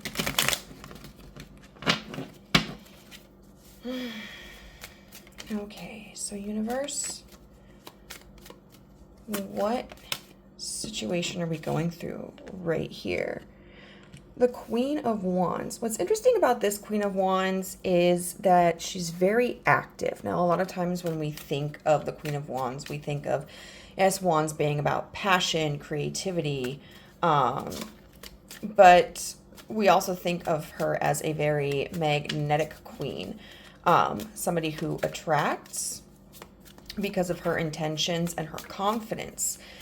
While this queen right here is doing the, she's in the midst of the project, it's worth noting that she has the plans, and it looks like she's delegating here.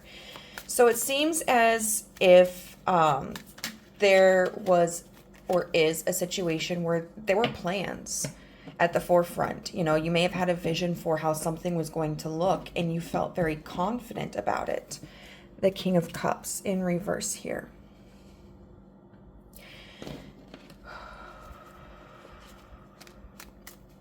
Now, when we look at court cards, we are typically envisioning them as reflections of other people. And because we have a feminine card here and a masculine card here, and we're talking about relationships, it's very likely that the King of Cups in reverse is symbolizing another individual, and likely an individual who is emotionally closed off. Somebody who, the King of Cups can be somebody who lashes out emotionally, or somebody who is uncertain of their emotions, or somebody who doesn't express their emotions. And so there's been this blockage here of whatever it was that you were planning or that you felt was a part of the plan, because unexpectedly, there was, it's very likely like an ending. Or if this isn't a separation between you and another person, it could indicate just complications within the relationship, or maybe there was even just something that you and a partner had planned to do together, and all of a sudden your partner may have withdrawn from that plan, or may have indicated a lack of interest or a lack of excitement. And the Four of Swords. We're going to get another card here.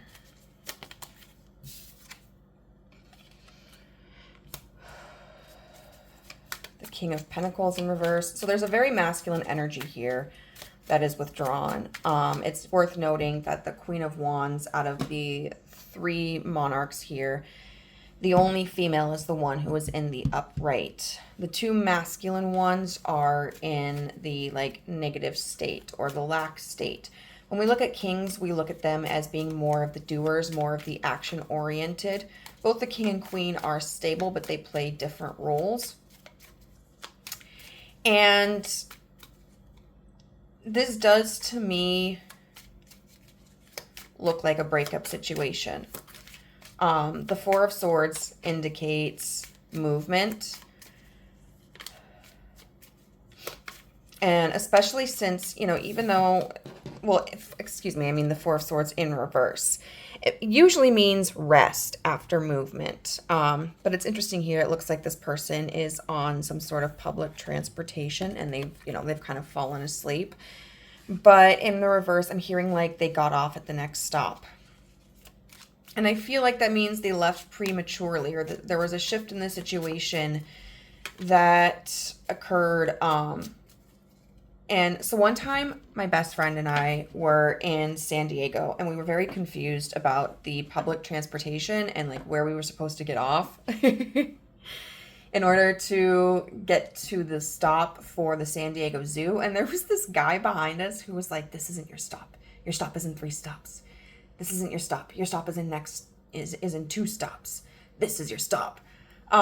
He was very intense about it too. It was so funny and kind of eerie, but he was very helpful. So we always reflect back on him. I hope whoever this guy was, if he even remembers us, like I hope he knows we're grateful. But it's kind of like this individual left the situation or changed tactics unexpectedly. You know, we've got this woman here who's got this whole plan, but then it's as if the other person isn't following that plan, you know, or the situation isn't going to plan. And so it's very disconcerting. It's very disarming. Kind of like the rug was pulled out from underneath your feet. Okay. Yeah, and now we're in a situation with the Hermit and the 9 of Swords and the 7 of Swords in reverse. You know, these are 2 folks who are really curled up and they're alone. And it's like you're having to distract yourself all the while you've got this anxiety building up in your head. You know, it's like sometimes you're able to shift to real world actions, but then there are times where there's this kind of paralysis. Oh, I'm sorry, this isn't the 7 of Swords. This is the 7 of Wands in reverse. And that indicates to me that, you know, there are these defenses that have been broken down. You know, there's this feeling of helplessness. I mean, can you imagine, and if you're in this pile and it's resonating, that I'm sure you can, but can you imagine where, you know, one minute you're in this energy of feeling confident, like you know the direction you're going, you're making plans, and then all of a sudden, you know, you're in your pajamas, your hair's a mess, you haven't showered for days, you're sleeping a lot, you feel like you've lost that power. And I'm hearing like there's nothing left to defend.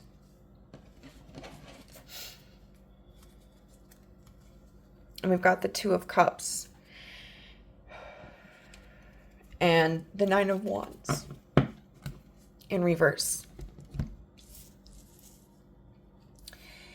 And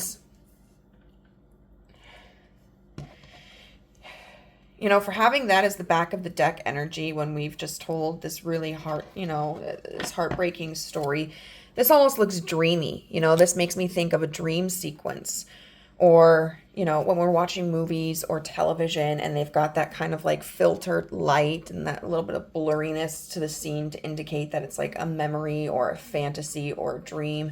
And then the 9 of Wands in reverse is just kind of like, I don't want to move on from this.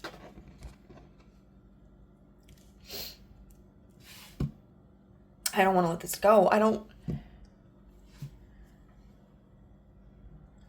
want to leave this situation behind or this person. I don't want to walk this road without them.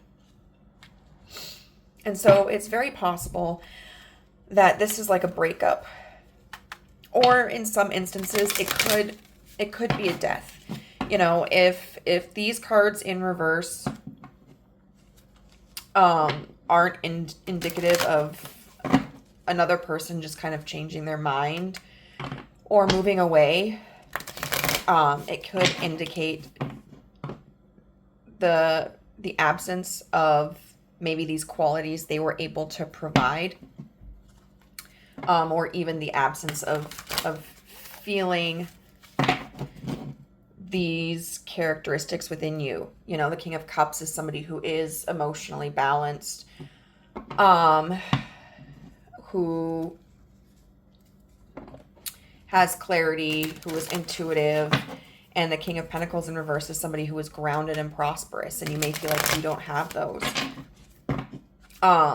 You know, if like this person passed, the Four of Swords in that kind of a conversation where maybe somebody passed, could be indicative of like 1 minute they were there, the next minute they were gone. If somebody, if for some of you, if they were like on hospice or they were in ICU, it was kind of like they were stable for a while and then all of a sudden, like they were just gone. You know, they rapidly declined. But there is an absence of someone in your life, group number 3. And it's really shaken you up. And so now we're going to get an uplifting message about this situation. Okay. What uplifting message does the universe have for group number 3? We've got the Raven in reverse with Magician in reverse. So this message I'm getting right now is that, and it's uplifting in the sense that I think it can potentially change your perspective on the past, but there's nothing you could have done. This is a situation that probably would have happened anyway. We've got the Ace of Mirrors.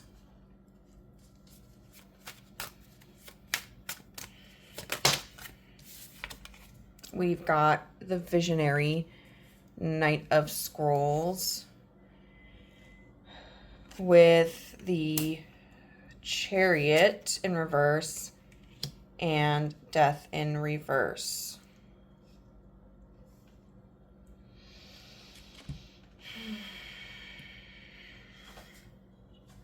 So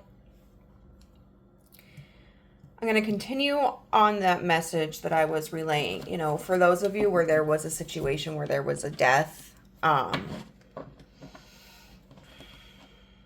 you know, you might be doubting yourself, like maybe you should have invested in better treatments, or if there was like an accident, maybe you feel that you could have prevented it.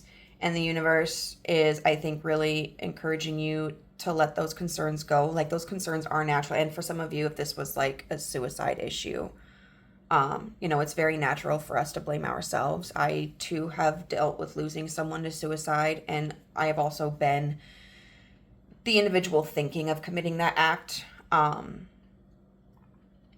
And, you know, while I will always advocate for us to try to show people care and love, you know, because we never know what they're going through, and to also try to, you know, offer assistance or direct people to assistance if we don't know how to offer it ourselves. At the end of the day as well, a decision like ending our lives, it's nobody else's fault, you know? Like, people handle pain differently, and sometimes when someone is in this frame of mind, they're able to come out of it and continue living. But sometimes it just feels so heavy. You know, life feels so heavy and you don't know how it could ever get better. You don't know how you could ever handle the future. And sometimes even if you know in your head that it'll get better, it just seems like too much. The body and the brain are just tired. You know, that's it. It's just tired. And so for those of you who it was a situation like this person passed, there really was nothing that you could have done differently to prevent that. And I feel like there is like an afterlife message, or even at a, you know, if you were there at their bedside or while they were in this situation, you know, there was love for you and there still is love for you. There's no resentment here. There's no anger. There's no fear. For those of you where this is a situation where there was like a breakup, it seems like there's nothing that could have happened in that situation either. You probably tried your best, or it was something that completely caught you off guard. There's something that this individual had to work through or has to work through. There was a trigger that they experienced or something that they felt was unfulfilled. And it's very likely that they didn't know how to engage in a sense of cooperation. But just know, if you're afraid that there's a change of their heart, you know, like no matter how long this has been, if this has been a day, if it's been a year, if it's been 2 years, I would say there isn't a change in their heart. There's still love for you, and it's still like, it's still new love, which is kind of an interesting way to put it, because even if you guys were together for years, it's like, I think when we have the Ace of Mirrors, that can depict a lot of innocence as well. You know, and we've got this mirror here with the Ace of, well, no shit, Amber, it's the Ace of Mirrors. For some of you, you know, they needed time to reflect, or the reflection, like, okay, there's that song where it's like time to, there's a couple of songs. The one that I'm thinking of is by Macklemore, where he's like, time to look in the mirror, time to learn to look in the mirror. No, time to look in the mirror and learn to love the... Something about looking into the mirror so that I can learn to love him. You know, talking about himself. But there are other songs. Is it Michael Jackson that has the one that's like Man in the Mirror? But there's a lot of, I think the relationship caused a lot of insecurities in them and reflected their wounds onto them, and they didn't know how to deal with it. Even if you didn't see it, like you were in an established connection, right? You thought everything was going great. You were planning your wedding. You were planning to build a new home. You were planning a family, and all of a sudden this person just withdrew. Whether it was they started, you know, working late, or they filed for divorce, or, you know, God forbid, some of them, they cheated on you. Maybe it was a breakup, and you're like, I thought everything was fine. Like we were moving forward. It's because they didn't tell you about their wounds. And that's just to reassure you that, like, it was nothing that you did. Like, you were trying to build stability with this person, and you thought you knew the direction that it was going, but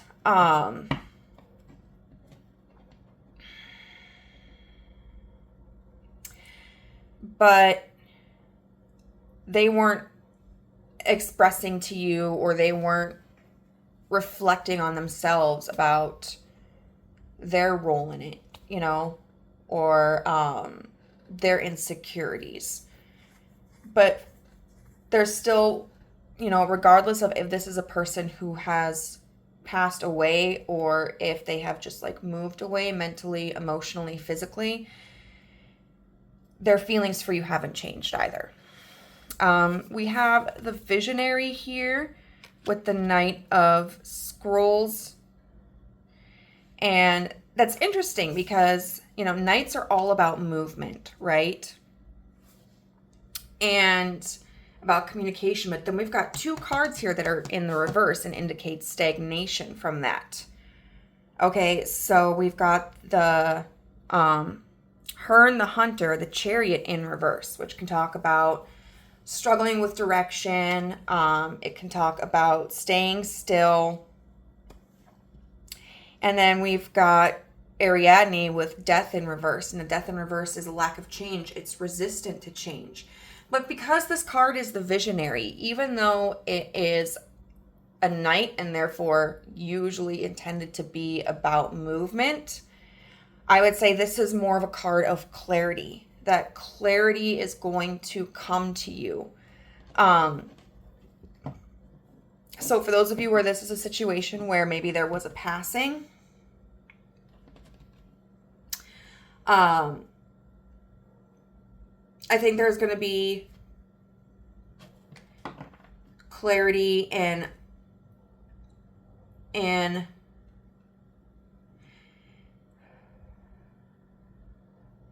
recognizing that parts of your life don't have to change as much.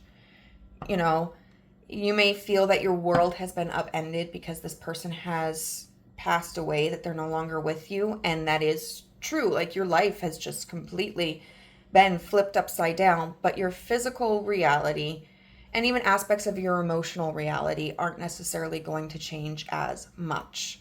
There will be things for you to find that are familiar. This can be reconnecting with this person through like letters, voicemails, text messages, conversations with friends, family, finding old items of theirs that you thought were lost, or seeing pictures of them that you hadn't seen before.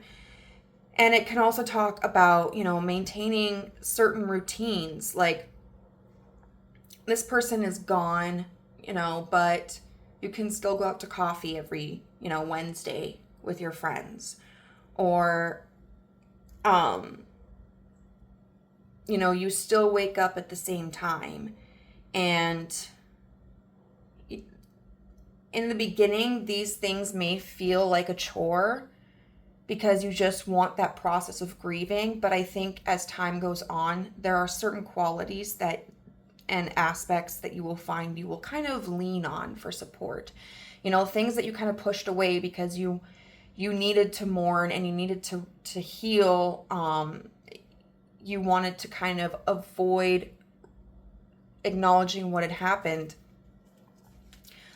As time goes on, you're going to come to find that you do cherish those moments where you see pictures of them, or you do cherish having to go to work in the morning because it returns that sense of stability to you.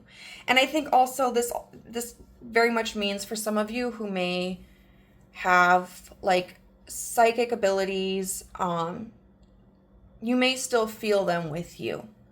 You may still hear their voice from time to time. You may still dream of them. I think this is indicating that there's an aspect of them that literally will always be with you too, but not in a way that's holding you back. They would never want to hold you back.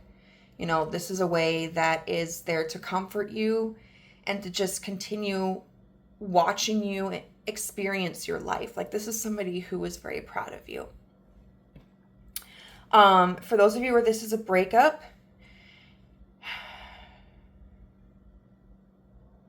I would say you're going to gain clarity on why this situation didn't work, why it didn't move in the direction that you had expected it to, and you'll see what aspects of it weren't changing, what were stuck.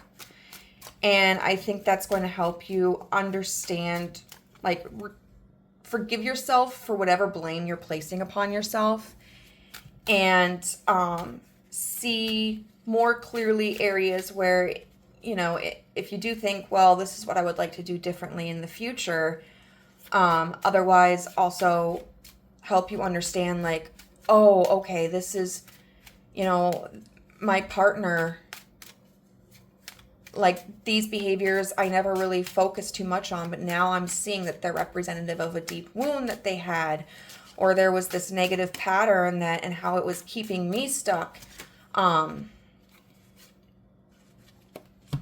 And the Six of Scrolls with the Bella Rosa, the devil, is showing me that, you know, the attachment that you feel to this situation, whether it's to grief or to this past person, is going to fade.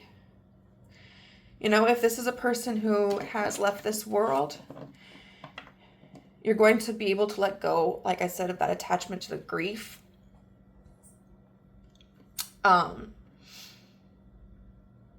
And embrace the future and embrace joy again. And if this is a past person, you're going to move away from that attachment of obsessing over them, checking in on them, wondering if they're going to come back. And then we've got the Nine of Stones here in reverse with the Three of Mirrors. And what that shows to me is that there may be some codependency here. You know, or just recognizing that you're struggling to feel comfortable and confident in yourself. You know, you might be in a situation where you don't feel well while you're alone. You know, it could be because you're grieving the physical loss of this person due to an illness, an accident. It could be that if this is like a separation, then your confidence really, really took a hit, and you may have placed too much of your importance on the relationship. So now we're going to use the Vintage Wisdom Oracle to look at what internal energy you can focus on. So what's the internal energy? Freedom. Okay. Ooh. We're going to read from the book, and it says, this card depicts a dove in the moment before it is gently released from the hand of a young maiden. In the distance, castle walls symbolize austerity and containment. Their eerie countenance against a darkened sky contrasts with the white dove, a symbol of purity. For their ability to transcend continents and borders, birds are living metaphors for freedom of the soul. As divine beings living an ever-changing existence of duality and mortal restriction, the capacity to dream about the possibilities of unlimited freedom is partly what defines the human experience. By drawing the Freedom card, you are prompted to review any area of limitation in your life that may be holding you back. Perhaps you are feeling victimized by unavoidable circumstances or overwhelmed by endless choices. Regardless of what the cards of fate have in store for you, you alone have the freedom to choose how you play them. It is the spiritual freedom that cannot be taken away and that gives life meaning and purpose. So, for those of you where this is a situation where someone passed, you know, I would say there needs to be a focus on, especially if this was like an illness, on, even though like you're definitely mourning the loss of this person because they are valuable to you and you miss them, understanding too that if this was like a prolonged illness or something of the sort, that, you know, they're no longer in pain, and recognizing that they're in a situation right now that offers more freedom to them. And if this is for a person who left you, who emotionally pulled away, physically pulled away, broke up with you, I think it's very important to recognize like the ways in which maybe you were being held back by this relationship and focusing on the ways in which you can express yourself again.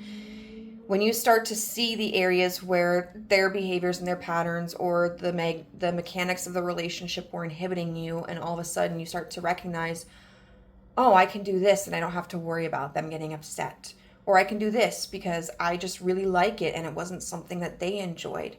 I'm also hearing that one song where it's like, I'm a little hurt, but a lot more free. You know, that may be a song that you want to look into. By drawing the Freedom card, okay, let's see. Bear in mind that for every action there is an equal reaction, that every freedom carries responsibility. In the face of doubt, be guided by the higher power to navigate your choices and pray for the insight to use your freedom wisely. You know, and so internal energy that you can focus on, you know, and this could involve, like, if you are spiritual, witchy, maybe you want to do a cord cutting ceremony. There are different styles that you can utilize, and you can look them up online if you've never done one and don't know where to begin. You know, you can utilize like mantras, really correcting your mindset. And I think, like, if you're whole, because we've got this whole thing about, oh God, I don't want to walk this life without them. You know, you might be keeping them bound to you energetically, and so you might want to be like setting them free too, you know, where it's just like, I release this person. You know, because if something is meant for you, like if you love something, let it go, and if it's meant for you, it will return. So what's an external energy that you can focus on?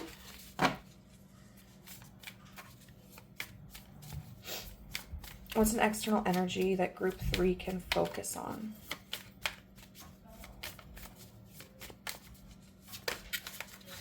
That's too much, please.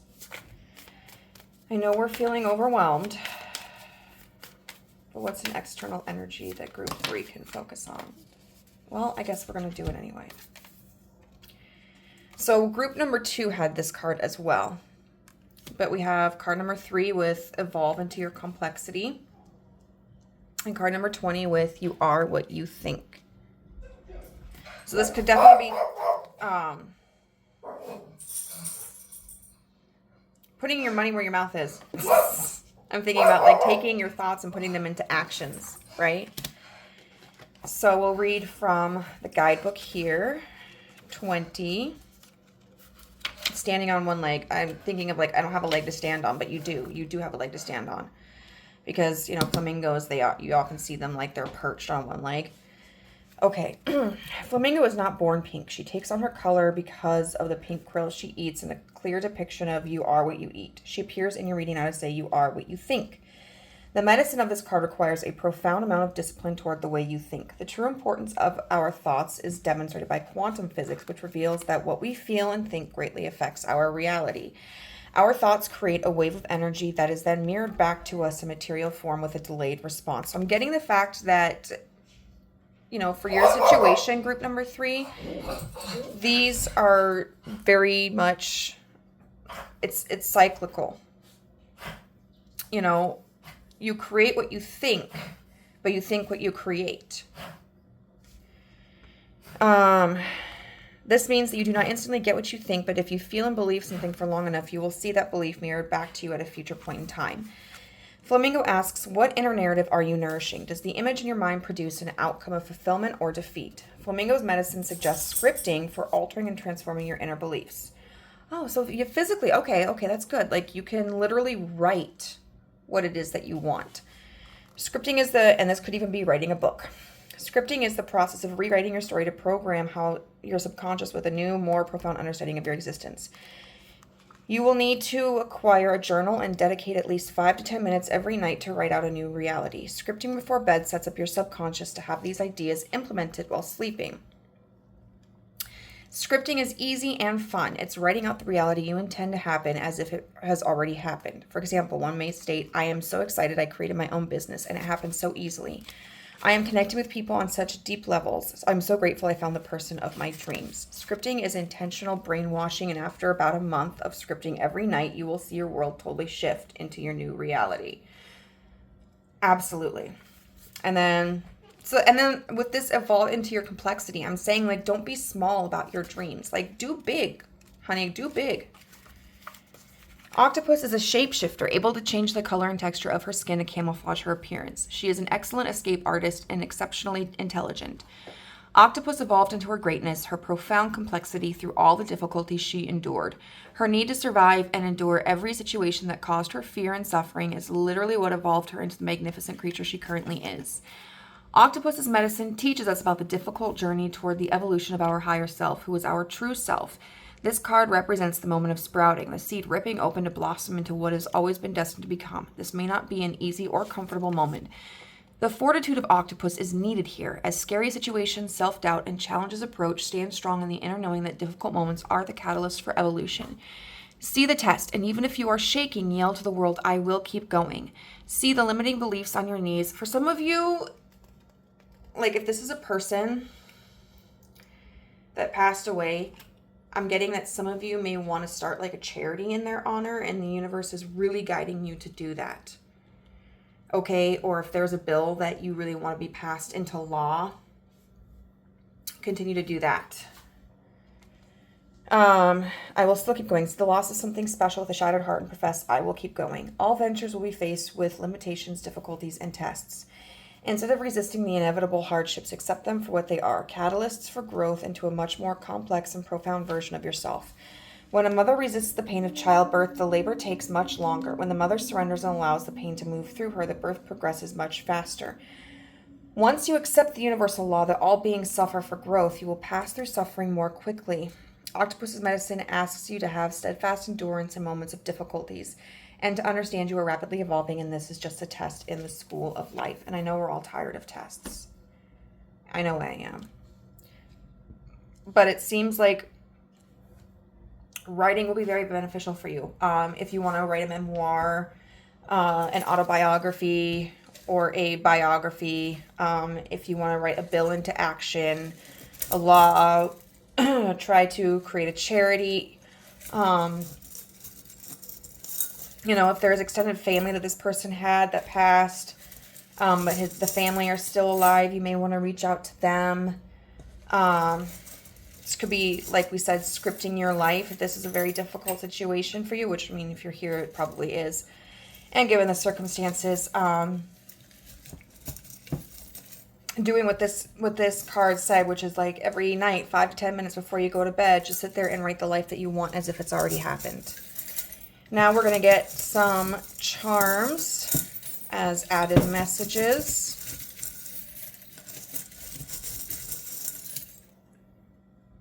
Okay, so we've got the honeycombs, which I feel is indicative of something being built. This makes me think of like honeybees when they're working on their honeycombs. Okay, something is being built. You may not see the full power of it yet, but you are a co-creator, and so the universe needs you to keep working on it. We've got Scorpio. Scorpio is a form of like a sign of transformation, of death. So that could be talking about the person physically transferring from their physical body into like, the spiritual realm. Can also be talking about a deep interpersonal transformation.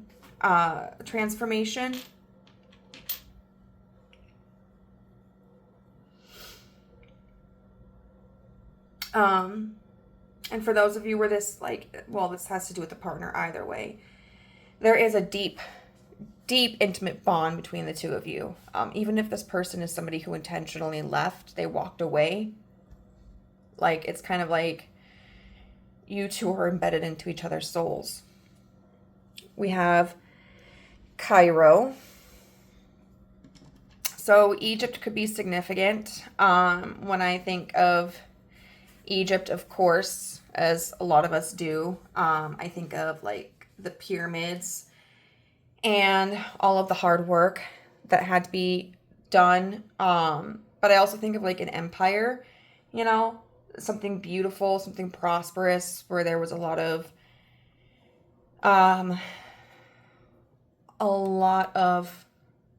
abundance. I'm thinking of like the jewels and oasis. We have the swan, which indicates to me soulmate. And so I would say that definitely if this is a person who has left this realm of living, that they are still with you. I do believe in reincarnation. I don't necessarily have like a play-by-play on how I believe it. If it's like a 1-to-1 ratio reincarnation where it's like all aspects of one soul gets reincarnated into the next soul, or if there are traces left behind or what. But I'm just thinking of like, well, and even transformation too, because I think of like the ugly duckling turning into the swan. But I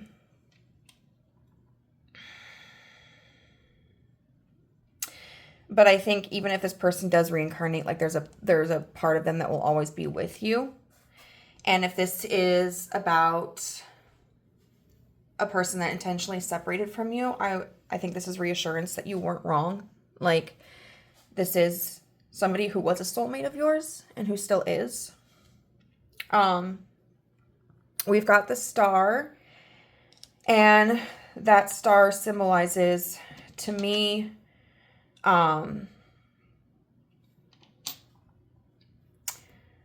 excuse me, it's very hot in my place. The star symbolizes to me what happens after the tower. So even though there's destruction right now in your life, there is hope. And then we have the stingray, which to me a lot of times can mean like innocence, fertility, something new coming in, or something coming reborn. And then I want to roll the astro dice just for funsies. Crap, which one is that?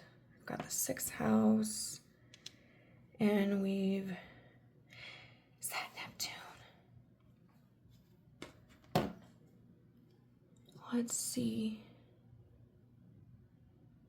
Y'all, I'm gonna be right back. I have to look up this planet. Hey, y'all, it was Pluto, which was my first thought, but I was like, no. Oh, I know I didn't think it was Pluto because with some of them with Pluto, it has like that P with the curve. Okay. So we are going to be looking at messages.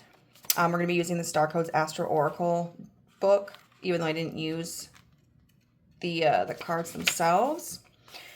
So once again, Plutonian energy about death and rebirth.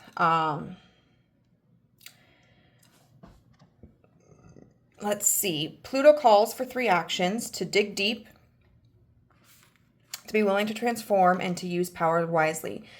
Pluto calls you to drill down, dig deep up what is worthy, and bring it to the surface, then rinse away the dirt and uncover the gold. Bring up riches whenever you dig into your soul's work. Notice obsessions and neuroses. These signs of stress must be listened to and healed, but don't allow them to control you. Pluto reminds you that you can't hold on to the past, but you can take care of yourself. To begin this work, you may have to let go of an old form, as a caterpillar must become a butterfly. Mourn what you've left behind, then get curious about what is about to arrive. Examine the power dynamics of the situation. Neither give yours away nor misuse your power over others. Step out of a power struggle and into self-empowerment. Now, 6, a lot of times, is about routine. It's about the nervous system. I believe it's ruled by Virgo. It's about sustainability. Work smarter, not harder. The opposite of a dysfunctional situation is a sustainable ecosystem. Make your life sustainable. Look at the time, resources, love, care, and sweat you put into your life and assess whether you are putting as much in as you get out, and whether you're receiving as much as you put in. The input and output have to match. Maybe not every day, but certainly every week or month, or you can not sustain the long haul. The 6th house concerns your daily work, not necessarily your vocation or longed-for career. If you're waiting tables to support your acting career, the 6th house speaks both of your day job and what you do toward that dream. Put in some time and effort on your dreams to bring these 2 paths closer to being one and the same. So I would say, I feel like this is kind of obvious for when it's a situation between, in a relationship like that didn't work out. You can reflect on maybe where you weren't giving as much as you were receiving, or vice versa. But when it comes to like if someone has passed, I think this is just a reminder to allow this to be balanced. Like, it doesn't have to be balanced perfectly. But first of all, do not try to overwork yourself so that you're not thinking about this. But then don't fall into despair so much that you neglect your outer reality and yourself. Assess your work environment. Besides the money and professional trajectory, most jobs offer an opportunity to bump souls with others, a stage to work through karma and round out our personalities. Camaraderie can help to create a healthy work environment. Attitude makes all the difference. Watch where you put your mind. Nervousness can turn into chronic anxiety, which taxes the health. Give your mental hamsters something worthy to work on and keep them from merely spinning. Look at your daily habits and invest in good self-care. Make healthy food delicious and healthy activity enjoyable. Play with the dog or talk to the wild birds. Time with animals can restore the spirit as well as be of great service. Be great exercise. And then, with the Plutonian energy, for those of you who, it's as a person who passed, I would say don't be afraid of transformation. You may, even though we talked about feeling as if like your life would be, feeling as if your life was upheaved and nothing was the same, you may also subsequently be afraid of completely changing. It's okay for your life to change. And then for those of you where this is like a relationship that ended because of a decision, where someone walked away, I would say allow this to, don't shy away from the tough topics that this separation may be causing within you. It is an opportunity for you to really do a bunch of heavy shadow work, which I know is not fun for any of us. Unless we're masochists. I don't know. And then finally, we've got Aries.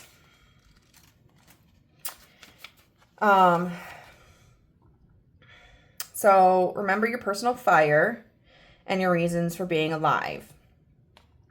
Begin. Move into new territory. Cut to the chase. Be a hero. Feel the call to action and thoughtfully respond. Clear the air and clear the decks. Be crisp and to the point. Shoot from the hip. Set healthy boundaries just by being vibrantly alive. Express affection enthusiastically, spontaneously, and passionately. Work in short, intense bursts rather than long periods of deep concentration. Aries activates our inner adolescent. Direct orders can set off knee-jerk rebellion. Instead of telling others what to do or how they feel, express your own experience and opinion and speak in I terms. Set a challenge and let others find their own answers. Make sure all sides feel heard. If a person feels torn between meeting their own needs and meeting another's, they'll take care of their own needs first, so don't set this up as an either-or situation. Aries energy boils over quickly. If a situation threatens to erupt in conflict, get out, take a break, and come back later. So for those of you where maybe this is someone died, as things are getting taken care of, there may be tensions between you and their friends or their family. And so I think it's a really good time to take stock of what's really important to you, but also understanding that there are other people who are also mourning this loss. Even if this is years later and there may be struggles with relatives or friends, it's important that because we don't get to dictate how other people grieve. So the best that you can do is really talk about come from your perspective, but also be willing to listen to other people's perspectives. And then if this is a situation where someone left, just if they come back, making sure that you're talking about your own experiences and not trying to pass judgment on them, because even if they deserve to be judged, group number 3, even if they deserve to be judged, it sounds like this person would be so defensive about it that they wouldn't receive it. But overall, otherwise, just learning how to set boundaries for yourself. Maybe you need to get clear about what it is that you're looking for. Signs that you remind yourself are potentially red flags for other partners for you. And realizing you can't get to choose who somebody else is. You can only choose what you accept. So group number 3, I hope that this reading resonated with you. If it did, please let me know how in a comment section down below. If you like the video, give it a thumbs up. And if you want to be part of the family, you can do so by hitting the subscribe button and the notification bell. And if you would like a personal reading, I'm offering them. Just find my contact information in the description box down below and send me an email. All right, bye.